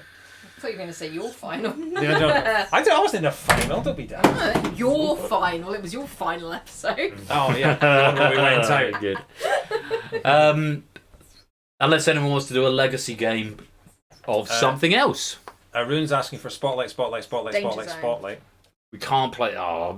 Spotlight is too old a build for it to work. DangerZone? DangerZone would work if I can find a legacy pack. If anyone wants to play DangerZone, only on the condition that you three play. All right. Yeah. I'm terrible, but I will That's play. fine. Yeah, that's fine. You need a Twitch account. Do you have a Twitch account? Do you want to use You can play as my Twitch account. if you I like. do have a Twitch account. Okay, Can I very get good. into the Twitch account is a different thing. I don't have a Twitch account. Oh no, wait, you set me up a Twitch account. David, you didn't bring your charger, did you? I don't have a Twitch No, I'm account. fine. I Yes, you do. You Do okay? I? I'm You fine. do. I mean, if you've got a USB-C. It's on your laptop. We'll need a few minutes to set it up because I need to find a legacy pack and convert it into the new model for the format. But bonus game, end of the night, spontaneous Danger Zone, because we've got guests who are all going to play along in the room and not be able to see the questions. I have the app. I'll find a pack to convert. We'll play some ads. We'll give it about 5 minutes. Max, you're welcome to the stream. This is a bonus game come the end of the night. See if Mark can do the treble in one night if he's sticking around. Just to say, massive thank you to our writers tonight, to Riff for Plinko, to Ramsey for Red Herrings, and to Samster for Google That. I hope you've enjoyed it. I'm going to dig out a legacy pack. It may end up being one of mine so everyone can play. But bad luck too. It's a bit slow on that reward there. You're not having any more. I've got to be up. We're going to do a bonus game. Okay. Bonus Danger Zone. Please pass me my glass. Just so I can finish my wine. And hiccup through it. This is a problem. This is a problem Daenerys Targaryen must have had. Oh, bloody hell. Please just pass me my wine. There you go. Right, ad break, so I can very get true. myself under control. Bonus Danger Zone coming up after the break. We'll see you there. I think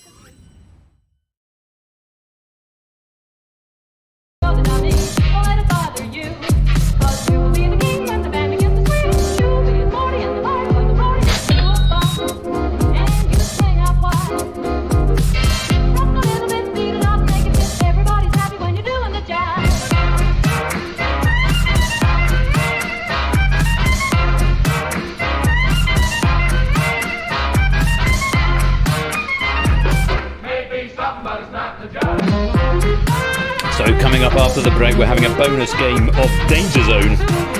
No idea what pack it's going to be or who it's going to be by, but it should be a lot of fun, so make sure you stick around. Don't touch that dial, we'll be right back. I cut you some ribs and gave them too. Now just what else are we supposed to do? Take it cool now, Texas. Give me a chance. See, you're all mixed up because the jive's a dance. Well, tell me some more. I'm a suck egg mule. Well, put down that horn, we'll have dancing school. Clap your hands. Swing out by. Do the suit you mix in. Step two, put it all together and you're doing the job. Stop your feet. Swing out by. Dance around a while, shake a boogie woogie style. Everybody's swinging when you're doing the job. If you can't play around the yard with your dummy, don't let it bother you. Cause you'll be the king when the band begins to swing. You'll be the party, the life of the party. Do up up. And you swing out wide. Talk a little bit, beat it up, make a fit. Everybody's happy when you're doing the job. Stop your feet and you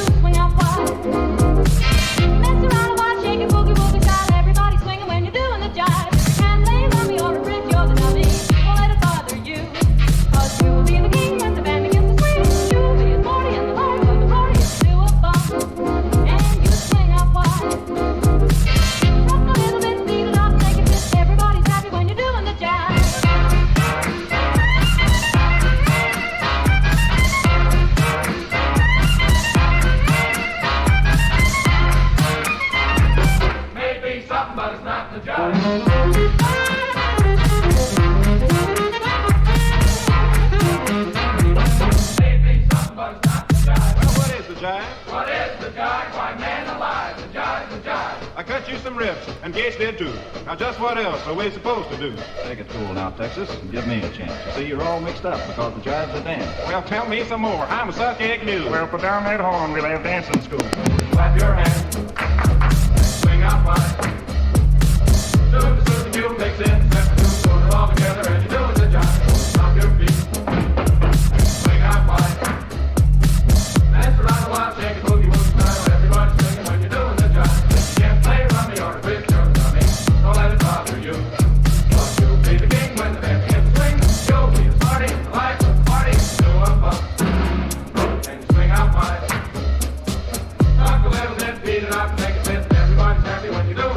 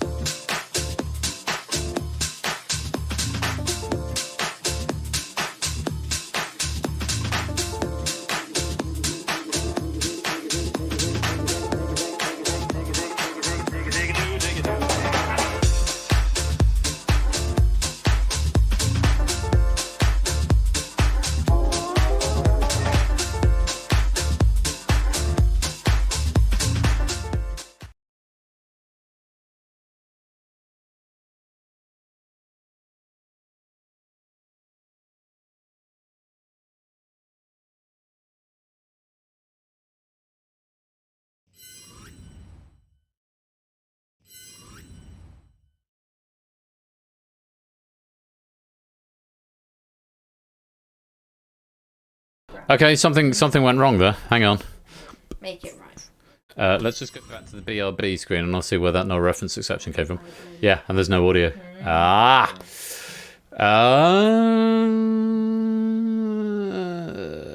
What's null there? You can go high. Bum bum. That might be 2001. why. I'll add a beat. We'll try that again.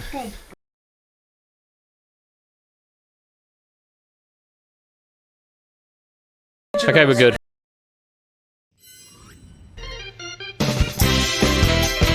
Message from our sponsor Tadaru. Audio was founded in March 1969. Indeed it was. Thank you for the 100 bit.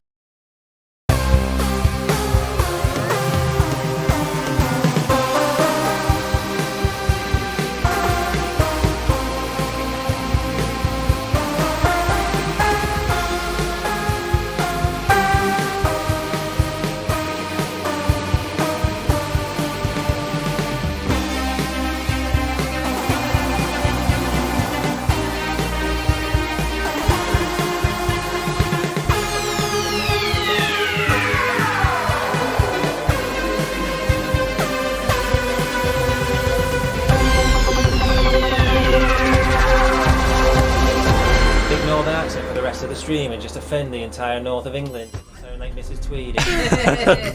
Welcome to the final bonus game of Game Night on this Saturday the 3rd of February.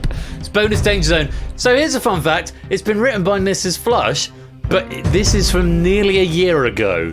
So the object of the game is to knock her out of it. I will also qualify, guys. I have got a brain like a sieve, and so I will look at this and go like, who wrote this? Brain like a sieve because it's made of metal. This game is played through the app. So scan the QR code, it will take you to the website, type in that code. So go back onto the Twitch app and type HXCC into the public chat to... Oh, actually, if you need to do that, let me know. I'll do it this end. I just uninstalled Twitch because I don't think I needed to be on Twitch. No, you don't. I can do it from this end. So you will need to tell me. XEFM.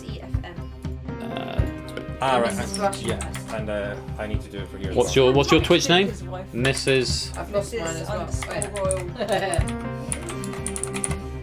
XEFM.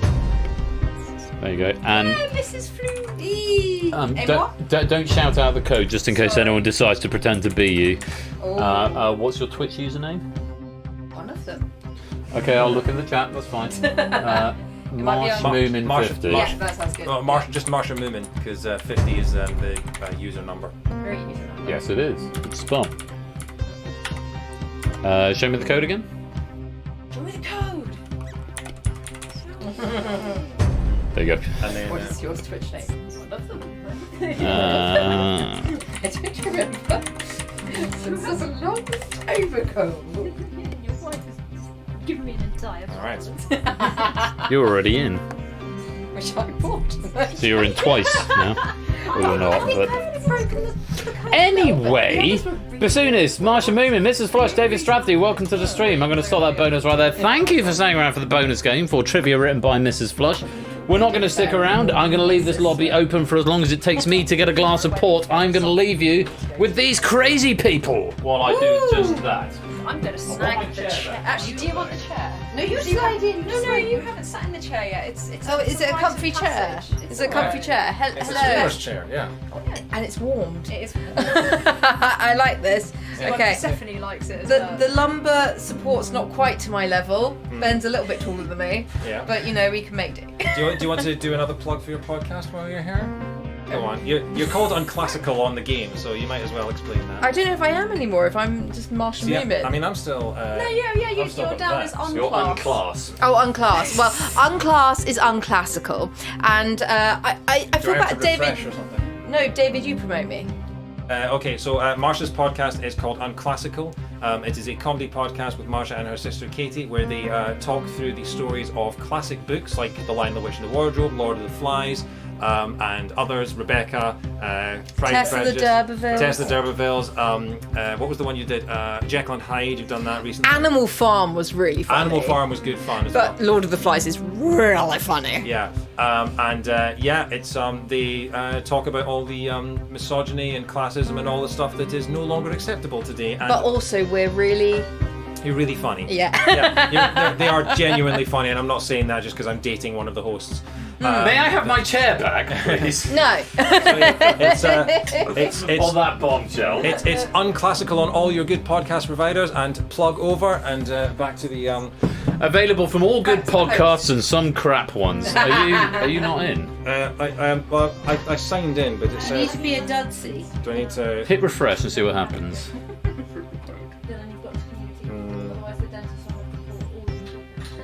Rip.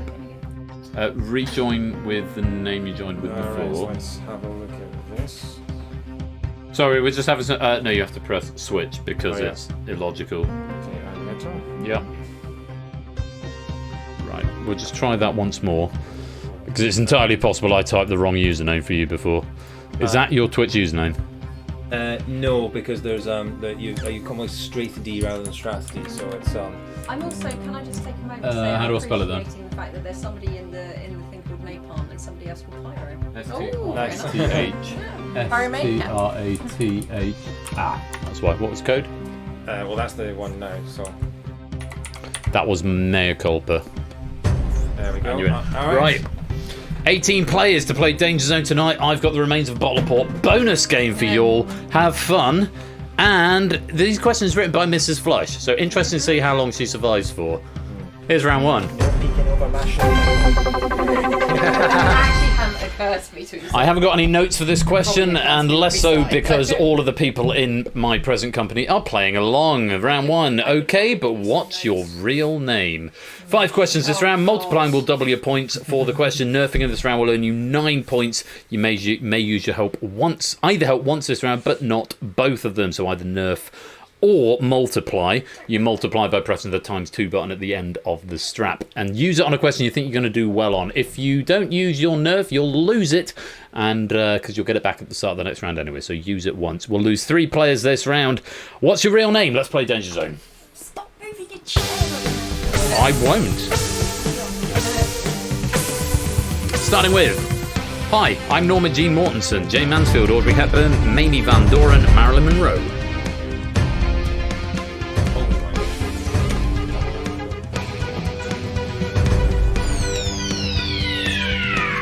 A game where you've got to answer quickly as well as accurately. Marilyn Monroe is the correct answer. Norma Jean Mortensen, aka Marilyn Monroe. Most players getting that one right. Who was fastest? BC for 18. Napalm Death for 17. AB Me with a multiplier getting 32. Mrs. Flush getting 15. Otley getting 14. Let's reorder the board. We have got a tie in the Danger Zone. Lots of players with 0 points, but time to get out of it. Question 2.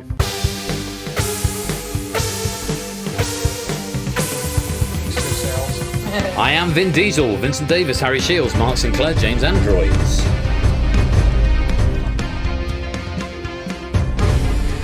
You wrote this. I know I wrote this.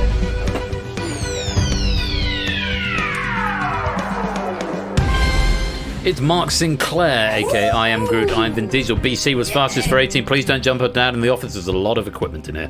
Kegler was second for 17. Simpson was third for 16. AB Me fourth for 15. Unclassical was fifth for 14. Let's reorder the board. Still a tie in the Danger Zone. 4 players with no points. We can only lose 3 this round. AB Me at the top. Kegler in second. BC in third. And we go question 3.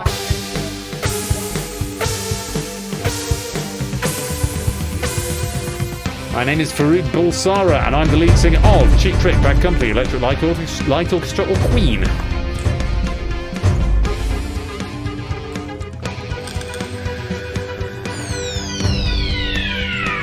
Oh, Marsha, the faster you answer, the more points you get. I know. It's worth pointing out there. And you were the only one to get it wrong there. Rip. BC fastest for 36 points because with a multiplier. AB Me second for 17. Napalm Death was third with a multiplier for 30. Prug was fourth for 16. Otley was fifth for 13. Let's reorder the board. We have a default Danger Zone, Batman, Riff and Kamikaze all in the Danger Zone. 2 of them with a help left. 2 more questions in this round. Here is the next.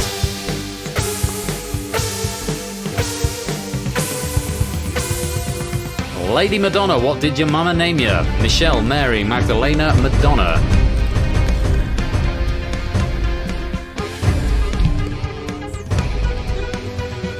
I've just realised something.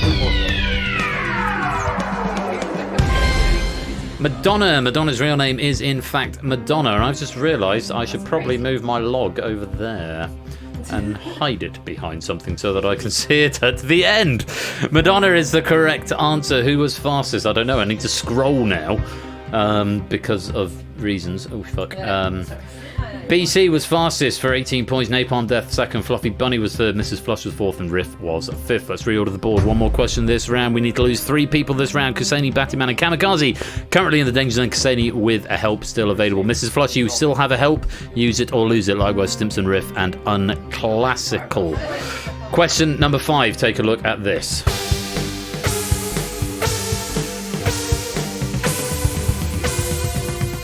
My father is Stephen King. Of course I have a pen name. Robert Kirkman, Kelly Bradford, Scott Thomas, Joe Hill.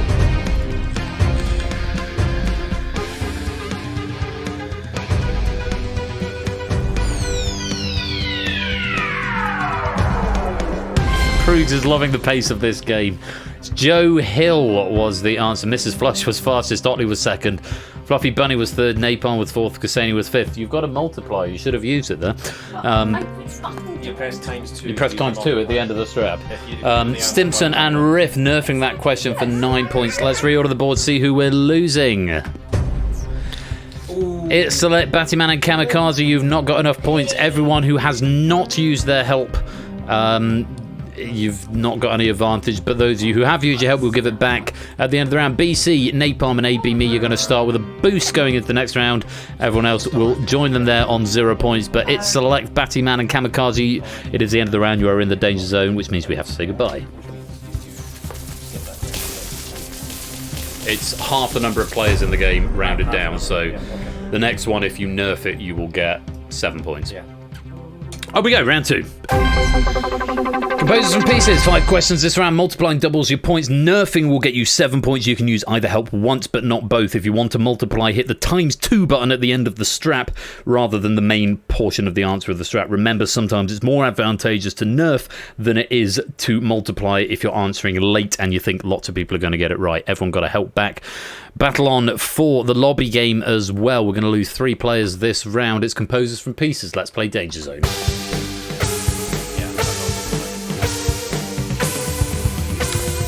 Starting with Fur-Elise, Beethoven, Bach, Haydn, or Mozart.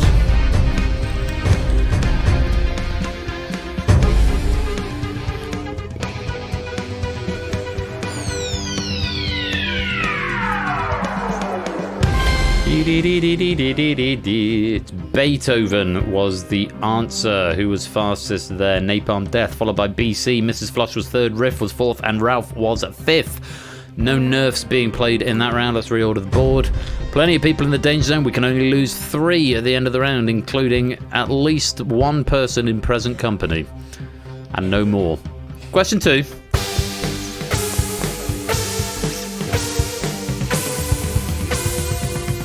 Messiah, Handel, Tallis, Bach, or Couperin?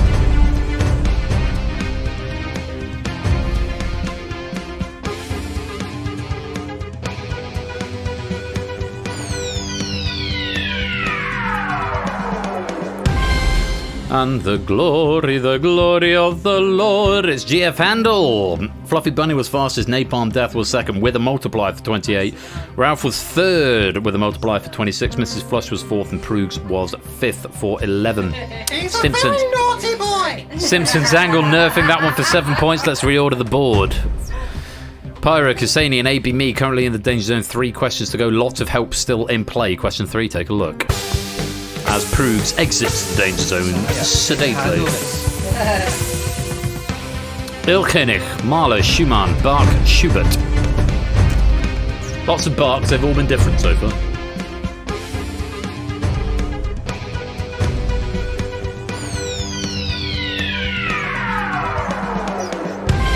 It's possible I maybe have contributed to this round. Wer reitet so spät durch Nacht und Wind? Es ist der Vater mit seinem Kind. I went for one of the 2 Schumann Shoes. Because, you know, if the shoe fits. Hey. Schubert, AB Me was fastest, Kegler was second, Simpson was third, Prugg was fourth, and Stratti was fifth. Otley nerfing that one for 7 points. Let's reorder the board. Fluffy Bunny, Kuseni, and Pyro currently in How am I in third on a Danger classical Zone. music round? This goes against nature. BC, Mrs. Flush, Prue, Kegler Coach, Riff, AB Me, Unclass, Fluffy, and Kuseni. Still helps available. 2 questions to use them on. Use them or lose them, because you get them back at the start of the next round anyway. If your name is unclassical and you don't do well on a classical round, that kind of thing. Shut Kind up! of not great. I don't do classical music. No, it's kind of- unclassical. I know. It's kind of not great, really. I'm not gonna lie. Question 4. If you're wrong on classical, you're unclassical. So, yeah. Exactly. So you should be eliminated here. The Love for Three Oranges, Rachmaninoff, Tchaikovsky, Prokofiev, Rimsky-Korsakov.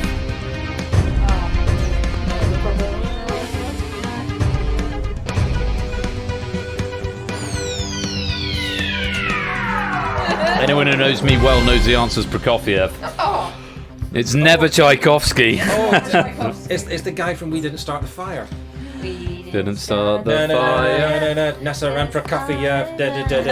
Pyro was fastest, Simpsons Anger was second, Napalm Death third, AB Me fourth, Kegler Coach was fifth, Mrs. Flush, Prugs, and Fluffy Bunny all using nerfs on that one for a flat rate of 7 points. Of course, some people prefer Prokofiev, some people prefer Protiev, you know. Yeah. Kuseni using a multiplier, but it's a wrong answer, so unfortunately no points because 0 doubled is still 0. Prokofiev is what we wanted. Let's reorder the board. 1 question to go. Otley, Pyro, Kuseni, you're all in the danger zone. Napalm at the top, Ralph in second, Simpson in third. 1 more question to get out of the danger zone. Here it is. No one in the danger zone has helped. Let's find out what happens. Danse Macabre, Mussorgsky, Shostakovich, W.F. Bach, or Camille Saint-Saëns? Again.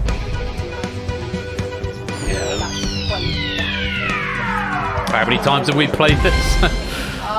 It's Camille Saint-Saëns. Theme tune to Jonathan Creek. Prug was fastest, Napalm Death second. BC third with a multiplier, and Mrs. Flush was fourth. Everyone else was wrong. AB Me and Kegler multiplying. Let's reorder the board and find out what's happened. No changes in the danger zone. It's Otley, Pyro, and Kuseni who are going home. Napalm, BC, and Ralph, you'll get a boost going into the next round. And you'll be joined there by Prug, Mrs. Flush, Kegler Coach, AB Me, Stimson, Stradley, Riff, Unclass, and Fluffy B. Nice. Everyone who is still in the room is still in the game. Otley, Pyro, Kuseni, thank you very much for playing, but it is the end of the round. You are in the danger zone, which means we have to say goodbye. I don't want to ruin anything, but there are trapdoors in the floor, and so if you drop into... fall through, do you just get to cuddle Dexter? No, you land on him. So. Otley leading the Boneyard at the moment with 5 out of 10. Napalm is top with 6. BC's got 4. Ralph has got 3. Everyone else in live play has been reduced to 0. And there will be 3 players lost at the start of the next round, which is pre-flight panic in this round, which I'm just going to look and see what the answer is. Something to do with flying, I imagine. I want to get away. I want to fly away. Sorry, this is descending He's into anarchy sober. now. I know. Yeah. He's not designated. This is what Coke Zero does to a man, you know. I will clarify at this point for anyone playing, because I'm aware I've got 3 live players in the room with me. There is one place where the answers are read out. It is on the console, which was on this side of the screen. Oh yeah, we big. can't see a thing. Halfway through the first round, I moved it over here, and I'm scrolling back up so that if the answers come in, I don't see them, and it doesn't print the answers in real time because it makes me scroll because of how Unity works. None of the players in live play can see the answers in real time, but I will stress that Mrs. Flush and I co-wrote this pack but over a year ago. Yeah. Just in case anyone Also, is... the fact that we're just staring at our phones should be a bit of a giveaway. There's that There too. is a lot of things going on. It's pre-flight panic. Round number 3. 9 players go forward and 3 will be eliminated. Let's play Danger Zone.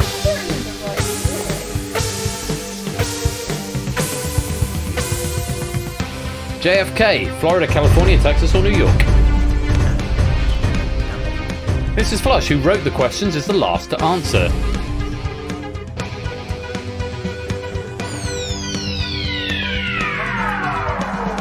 Yeah. And she's ended up nerfing it. It's in New York.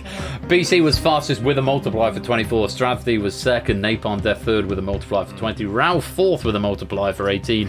Riff was fifth for 8 points. Just Mrs. Flush nerfing on that. Kegler Coach and Ralph and Napalm Death and BC all multiplying on that one. Let's reorder the board. We watched the Friends finale yesterday, so... AB Me, Unclass and Prug, you are all in the danger zone. 4 questions to get out of there, but a lot of help's already been used. Let's go on, question 2.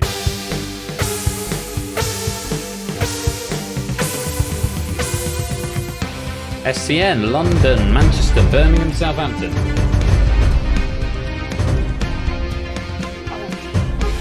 Go back to the Only Connect Mr. Bells round there. Comes full circle. Very good Eminem song, man.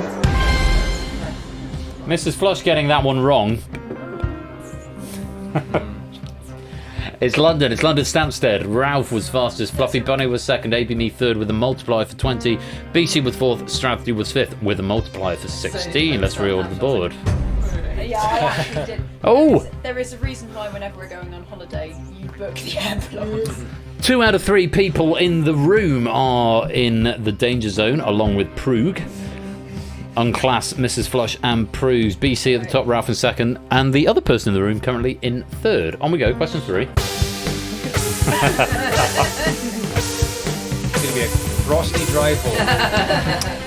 KEF, Italy, Norway, Iceland, Spain.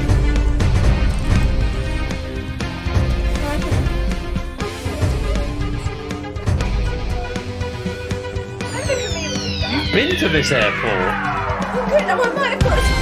You did.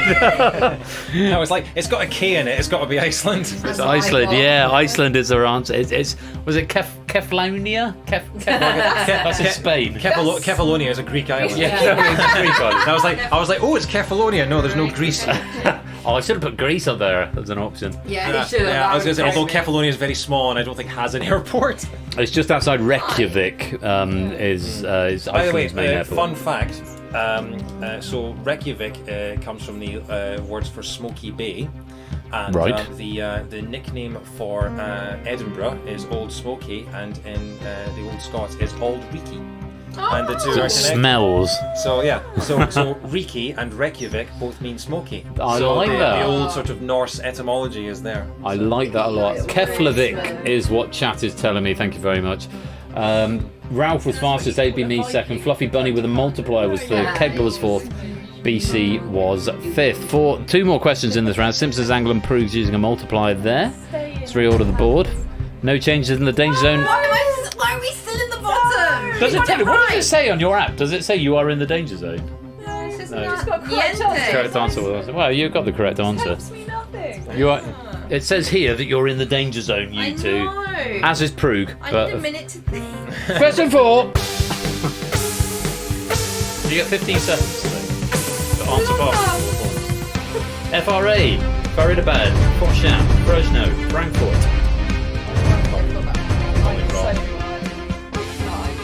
I was thinking it's France, because of course France has more than one airport. Slightly more than one. Frankfurt. Just Stimson getting that one wrong. I think it's the busiest airport in Europe. That would make. I've been to Frankfurt Airport and I've only been to Germany once, so that would make sense. I don't think it's enough to claw out, but I don't. Prug was fastest. 1.52 seconds. Prug, that's bloody quick. AB Me was second. Napalm was third. Ralph was fourth. Riff with a multiplier was fifth for 16 points. Let's reorder the board. Press the multiplier before or after? There's 2 buttons. There's your main answer and then there's a times 2 on the end. Yeah. So if you want to multiply, hit times 2 That next to wasn't the what I was answer. asking. Is do you press that before or after? No, you press it when you you press answer it as because your you can answer. only press Right. once. That was the whole logic of this game. One answer, one press. When the choices come up, you'll have the answer and then you have times 2 next to it. if you Stimson, want. Unclass, and Mrs. Flush in the danger zone. Unclass, you have got a help left. You're the only player with a help left. So if I you don't know how to use it. you press the times 2 button at the end of the Press it answer. instead of pressing the answer. All right. That it's next to. Let's go to question 5. So there's a times 2 at the end. See the times 2. Press that if you want to know. LHR to SYD, Brazil to South Africa, UK to Australia, France to China, India to USA. Did you press the times 2? You did. Okay, good. It's not doing anything. This is famously This is Flush's pressing it and nothing's happening. because you already used your. That's nerve, because I you've think. already used your nerve. You can use one help per round. This is famously, of course, Lahore to Sydenham. I like how I pressed the wrong answer in desperation and pressed the wrong answer for you. I was going to check the log, see if actually it came in as I thought. No, I did press the right answer, but it came in late. The right one. I think you did get the right answer. I'm so sorry. It's not normally this carnage for the people. No, so Mrs. Flush is like, it won't work. My times 2 isn't working. It's like, I say at the start of every round, you can use 1 help per round. You can't use both. I don't listen to you. No, I know you don't. Fluffy Bunny was fastest, Ralph was second, BC third, Prue was fourth, Strathie was fifth, and Mrs. Flush got the answer. Is coming in at the end of my log. Just out of interest, just out of sheer curiosity, what's the latest finish you've ever had on a normal stream? Oh, late. On a normal stream. On an a 8 normal o'clock start. non-charity marathon stream or anything like that. About 12:30. Right. I love the way Okay. they're really So we're about an hour skating away. down here on the like Is scooching about. Let's see if Mrs. Flush got condoned for that answer that she gave late. What do you mean we're out? I used my saver. You did, but you still did it so slowly and didn't get enough points. Because I didn't know where it was. This is why I play virtually and not with people in the room. Yes. Ralph finishes on top with 64, BC with 61, Fluffy Bunny with 54. And you'll be joined in the next round by AB Me, Strathie, Napon, Riff, Kigler and Prue. But unfortunately, Simpsons Angle, unclassical. Fucking hell, I'm not going to enjoy the rest of this game.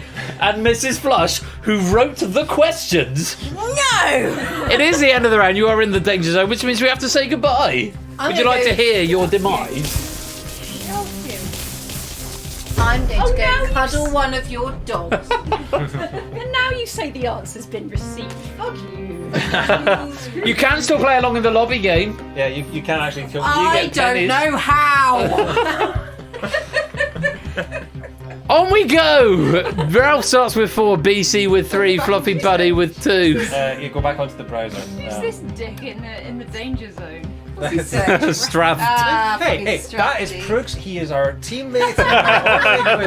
And Riff, he's a very valuable member of our community who wrote questions for tonight. There you go. Oh, you're talking about David. Okay. You should be able to still play along. We're going to lose 3 players at the end of this round. You to get eliminated. Hey, Mrs. Flush, you are top of the boneyard at the moment. You still get a medal at the end if you can get the most questions right. Does Marsha have to check because she still got the correct answer to the previous thing? Is that... No, that will clear down in a minute. Okay. Mrs. Flush, you've got 11 out of 15 leading the boneyard, but we're looking at the 9 players in active play. We need 6 in the final. And the next round... You can still win. I can win the pity points, yes. It's the People honours. love the pity points. It's called the boneyard crown, actually. Yeah. Okay, bones are pretty cool. Honey, you should. And you're only a point behind. And Otley is also there. Right, round 4, Sure Eye game. 5 questions this round. Multiplying will double your points. Nerfing only gets you 4 points this round. And you can either nerf or multiply, but not both.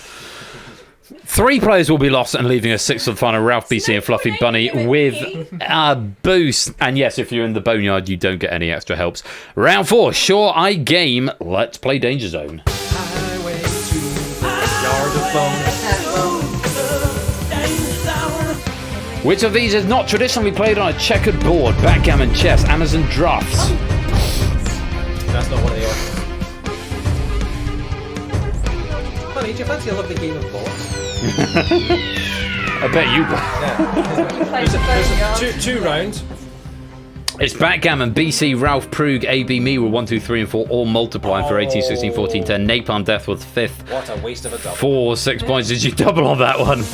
Yeah, you doubled up. 3.32 seconds, still bloody quick. But only getting 8 points. Very well done. Backgammon does not use a checkered board. Let's reorder the board. Riff, Fluffy Bunny, and Kegler in the danger zone at the moment, but all with helps available. Napalm Death also with a help available just above the danger zone line.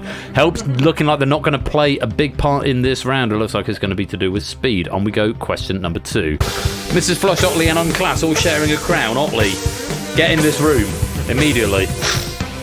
It's only a game, so put up a real good fight. Is the opening line of which game show? Wipeout, The Moment of Truth, Blankety Blank, or Big Break?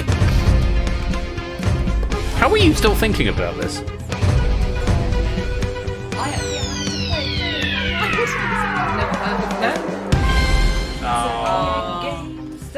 Put up a real good fight. Yeah. I'm gonna be snookering you tonight. Why are you two looking with blank expressions? No. I used to watch it. It's just it went out of my I've mind. literally never heard of it. It's Big Break with co-hosted by John Virgo. John Virgo. I'm not going to name who the host is because of reasons. David getting that one wrong. The only person in live play to get that one wrong. I know my mind went blank. ABB fastest, BC second, Ralph third, Napalm Death fourth with a multiplier, Prug was fifth. Let's read the board. Oh, a tie. How pog. That will have to be resolved before the end of the round. Let's go on to question number the next. 3, probably. Mrs. Flush and Otley currently tied for a crown in the Boneyard. Here's your next question. A Game of Shadows was the sequel to which 2009 film? Valkyrie and Victor's Paranormal Activity, Sherlock Holmes. It was an incredible film. I don't think I've seen it. It's I've seen the first. It's very, very good. There's one particular scene in the forest that is, the cinematography is fantastic on it. They're getting chased by cannonball fire, I think.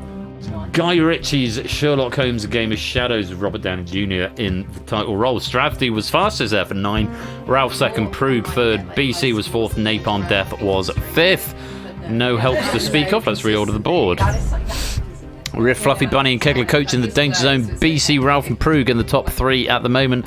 David just one above the Danger Zone line, but still 17 points clear. However, Riff and Kegler have still got helps available with 2 questions to go. Let's go on. Question 4. Mrs. Flush and Otley still tied for the Boneyard crown. Let's take a look, see what happens. Which of these countries hosted the Summer Olympic Games most recently? Australia, Greece, Spain or China?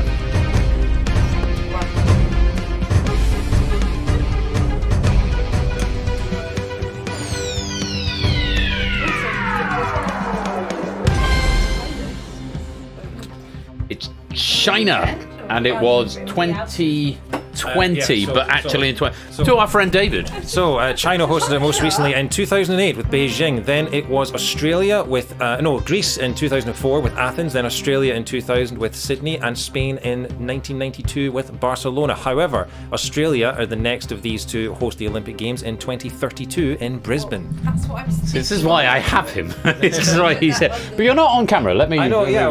That's not good. No, there's too many people, and also I want Marsha to be on it. Just some port.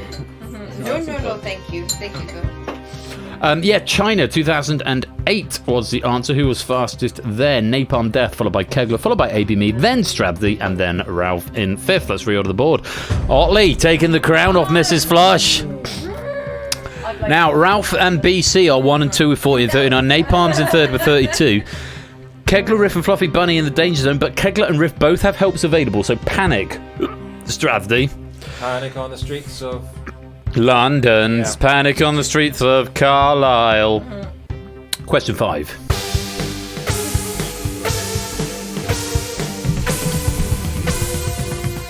Which Pac-Man ghost is described correctly? Pink Clyde, red Blinky, blue Pinky, orange Inky. Oh, I pressed the Great question. wrong one. Yeah. I pressed the wrong one.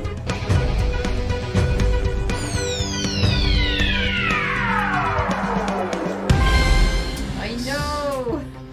David getting it. Kegler and Riff using multipliers, but both incorrect. So that's going to be no change in the Danger Zone. Just David and Ralph getting it right. David in 6.07 for 9 points. Ralph 6.72 for 8. Taking a moment to read them, but I can assure you I'm scrolling the console up so nobody in this room can see the answers, including me, before I go to scroll it down. Let's see what that does to the board. Stravdi bumping up to 4, and it means Kegler, Riff and Fluffy Bunny are in the Danger Zone at the end of the round and are going to be eliminated. No boosts going into the last round. Your points are calculated by number of questions correct minus number of appearances in the Danger Zone. So our top 6 are Ralph, BC, Napalm, Stravdi, ABM and Prugs. Otley currently leading the Boneyard with 15 out of 20, but unfortunately for Kegler, Riff and Fluffy Bunny, it is the end of the round. You are in the Danger Zone, which means we have to say goodbye. Digital David, welcome to the stream. So, fun fact about Clyde. Clyde, he was the orange ghost from Pac-Man, and he was named Clyde after the River Clyde in Glasgow, where he moved after retiring from Pac-Man. And because he was orange, he decided to create an orange drink. And that is why Iron Brew is orange. And the reason it's called Iron Brew is because Pac-Man ghosts coming from the arcade can only write 3 letters in the words, hence Earn Brew. So that's why. That is all 100% fact. I don't believe that is fact. Me.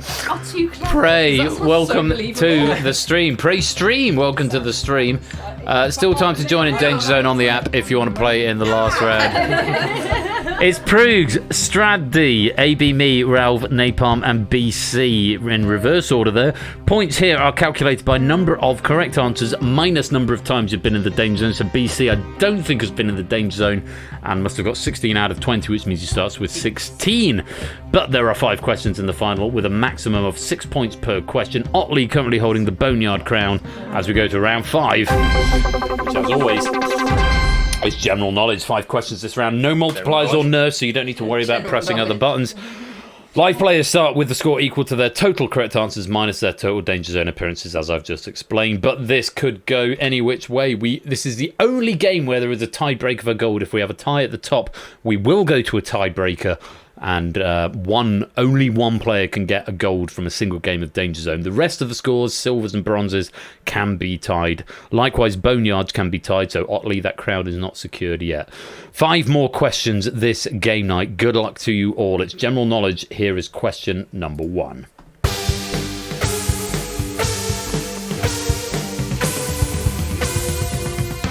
I'm George Orwell, and I certainly did not write 1984. Keep the aspidistra flying, the sun also rises, Animal Farm.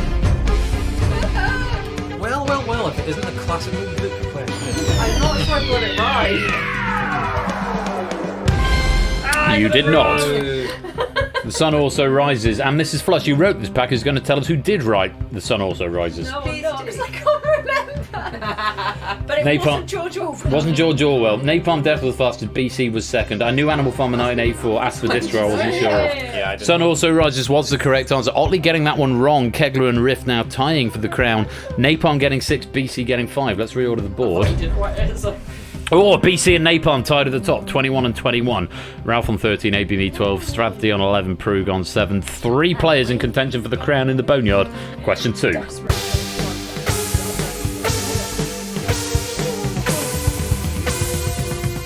Edward the Black Prince was the father of which English king? Edward III, Henry I, John, or Richard II?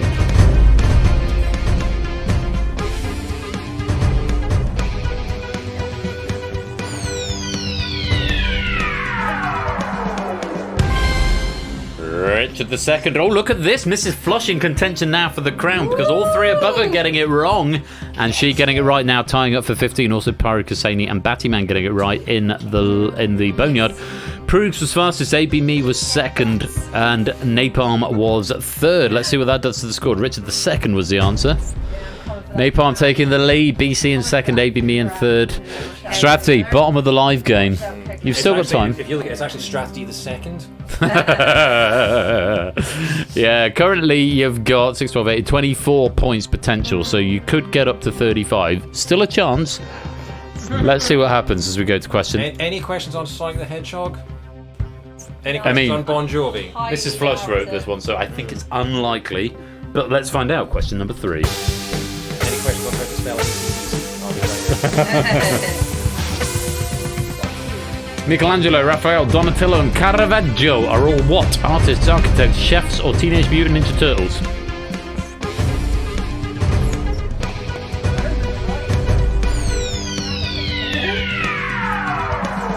Yes, this is one of Mrs. Flush's ones. They're all artists. They were ninjas. The ninjas are Michelangelo, Raphael, Donatello, and Leonardo. Caravaggio, Donatello, Raphael, and Michelangelo were all artists. A couple of them also moonlit as architects. Certainly none of them were chefs. Mrs. Flush and Riff. Mrs. Flush and Riff are going to be tied at the top of the Boneyard. Prug's getting 6 here, BC getting 5, Stravthy getting 4, Napalm getting 3, Ralph getting 2, AB Me getting 1. Let's reorder the board. There you go. Prug jumps up to 3rd. Yeah, I remember a lot of Yeah. I'm repping, I'm the cheerleader. 12 points available in the live game, which means Ralph and Strathy can no longer hope to get gold, but AB Me theoretically still can. AB Me and Up still can. Mrs. Flush and Riff tied at the top of the Boneyard as we go to question number 4. All the best people come last. But you're not coming last. That's the whole thing. Who are at the Odyssey? Herodotus, Sophocles, Homer, or Plato? I mean, you literally have the live broadcast in front of you with the last answer there. I mean, that's fine. read the Odyssey by Homer, and it's a sea of green. Everybody who attempted get that right. Mrs. Flush and Riff still tied at the top of the boneyard. BC getting 6 there, though. AB Me getting 5. Napalm getting 4. Prue getting 3. Ralph getting 2. David getting 1. I took my time because I thought it might be an elaborate triple bluff. Oh my word! We have got contention from Mrs. Flush and Riff, both with 17 out of 24, and Napalm and BC both on 32 going into the final question. We have to say well done to Riff for getting as many questions right as the person who wrote the pack. Yes, quite. Hey, it's not all over. Kegler could tie for a lobby boneyard medal if Riff and Mrs. Flush get this one wrong. And Napalm and BC, if you both get it wrong, we will go to a gold medal tiebreak because AB Me can't hope to catch you. But if you're both right or one of you is right, whoever is right or whoever is right fastest will take the gold medal. Only if you're both wrong do we go for a tiebreak. So it's very much looking at you. But battle for silver and bronze, AB Me and Prue's 23-22. Ralph and David, not much hope at this point, though Ralph could technically tie and David, you could tie for bronze in theory. Let's see what happens with the final question of the night.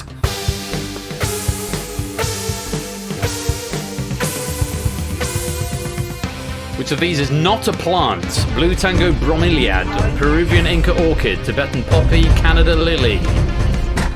Calm down, he hasn't answered yet. Yeah, well, I know this. I should hope so. Riff, we need an answer. There we go. He's wrong. Oh! And so is everyone in the live game. Pyra and Mrs. Flush, the only two to get it, is Peruvian Inca orchid. And Mrs. Flush, who wrote the question pack, is going to tell us what the other 3 are. It's a dog. The Peruvian Inca orchid is a dog found in South America, and you will recognise one if you look at them. And the rest of them, yeah, they are all. Oh wait, yeah, no, the rest of them are all plants. This pack's like a year old nearly. Yeah, which of these is not a plant? Not a plant, the Peruvian Inca orchid, which is a dog. Mrs. Flush, you only want to get that right, which means she is going to cement herself as the boneyard champion with 18 out of 25. But we've got a tie. I'm a dog. Which means BC and Napalm, between you, you're going to brute it out for the gold medal. The other one is going to take the silver, and AB Me's going to take the bronze. Sorry, Prooks, no verdigris on this stream. But we've got a DangerZone tiebreak. I have not seen that strap for such a long time, and I'm really glad it worked. BC and Napalm, you're the only two who will be able to answer this question. The answer will be in the form of a number. Give me an integer number without punctuation, decimals, commas, full stops, or anything else. Whoever is closest will retain their score. Whoever is further away will lose a point. And at the end of that, whoever's got the highest score will get the gold, and whoever does not will get the silver. Tiebreak question for BC and Napalm. It's Ben and Arun. Good luck to you both. Here's the question.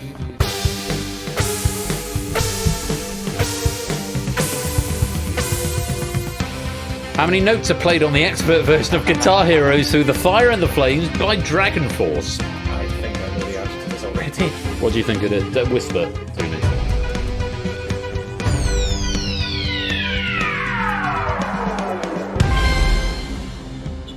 Oh, right. Not a million miles off. No. Because I once got 5 stars on the expert version of Through the Fire. You did not. I did. August the 8th. I fail to agree. August the 8th, 2011. I still have the screenshot. Fucking hell. I only ever managed to complete Fire in the Flames on hard, I think. I did Freebird on expert. I like to say that at university I got a master's degree in Guitar Hero with a secondary in chemistry. Well, Napalm has put 1500, BC has put 669. Whoever is closest retains their score. Whoever is further away loses a point. We need Ash's relativity out of it. I'm not as good an animator as Ash. Sorry, I'm just air. He's We've got Guitar Hero on this machine, but I don't. He's gone. On a cold winter morning, in the time before the light, in flames are dancing to the rain, they rise toward the. There's probably still a video on YouTube of me playing that. I'm gonna dig it out. I need to get an axe because I've downloaded the GH3 for this machine, but I don't have an axe, so it's not quite as fun playing with the keyboard. A message from our sponsor, G. Eisens. Obligatory royalty payment. It's come full circle. You said that at the start. Thank you for the 100 bits, G. Eisens. Napalm said 1500. BC said 669. I can tell you the correct answer is 3,722. Which means at the end of the game, Mrs. Flush wins the Boneyard medal with 18 out of 25. Strathy comes 6th in the live game with 16. Ralph gets 17. Prug gets 22. AB Me picks up the bronze with 23. BC takes the silver with 31. But our champion with 32 and the gold medal, it goes to Napalm.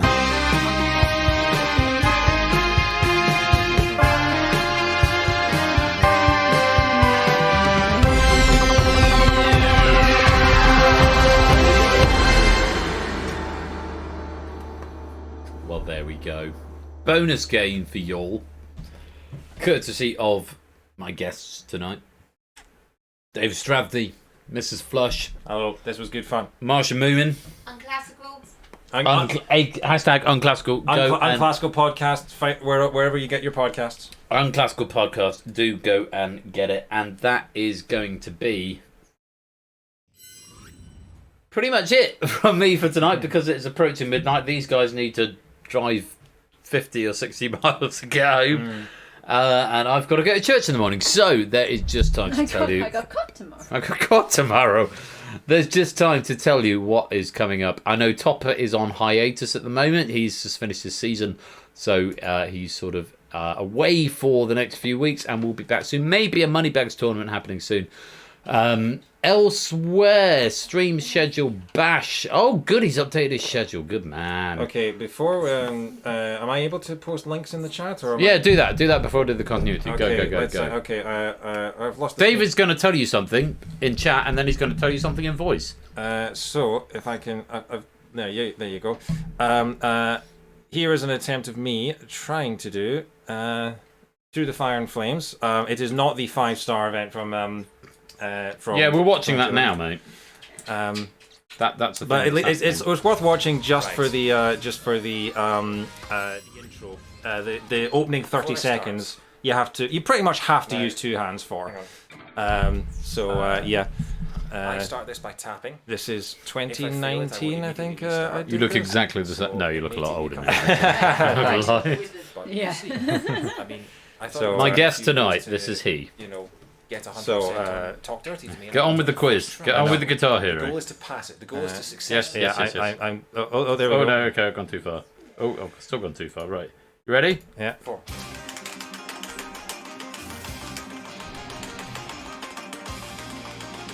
Oh, it's all hammer-ons. Or can you just hold down green? I'm not even looking at the screen. Yeah, just hold down green and just do the whole thing. Oh my god. Yeah, here we go. That was what I spent most of my university years doing. This guy. Hey, 666, welcome to the stream. My fingers have not been the same since.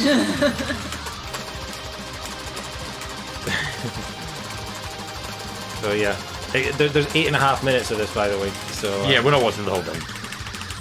Oh yeah. I love you joining in.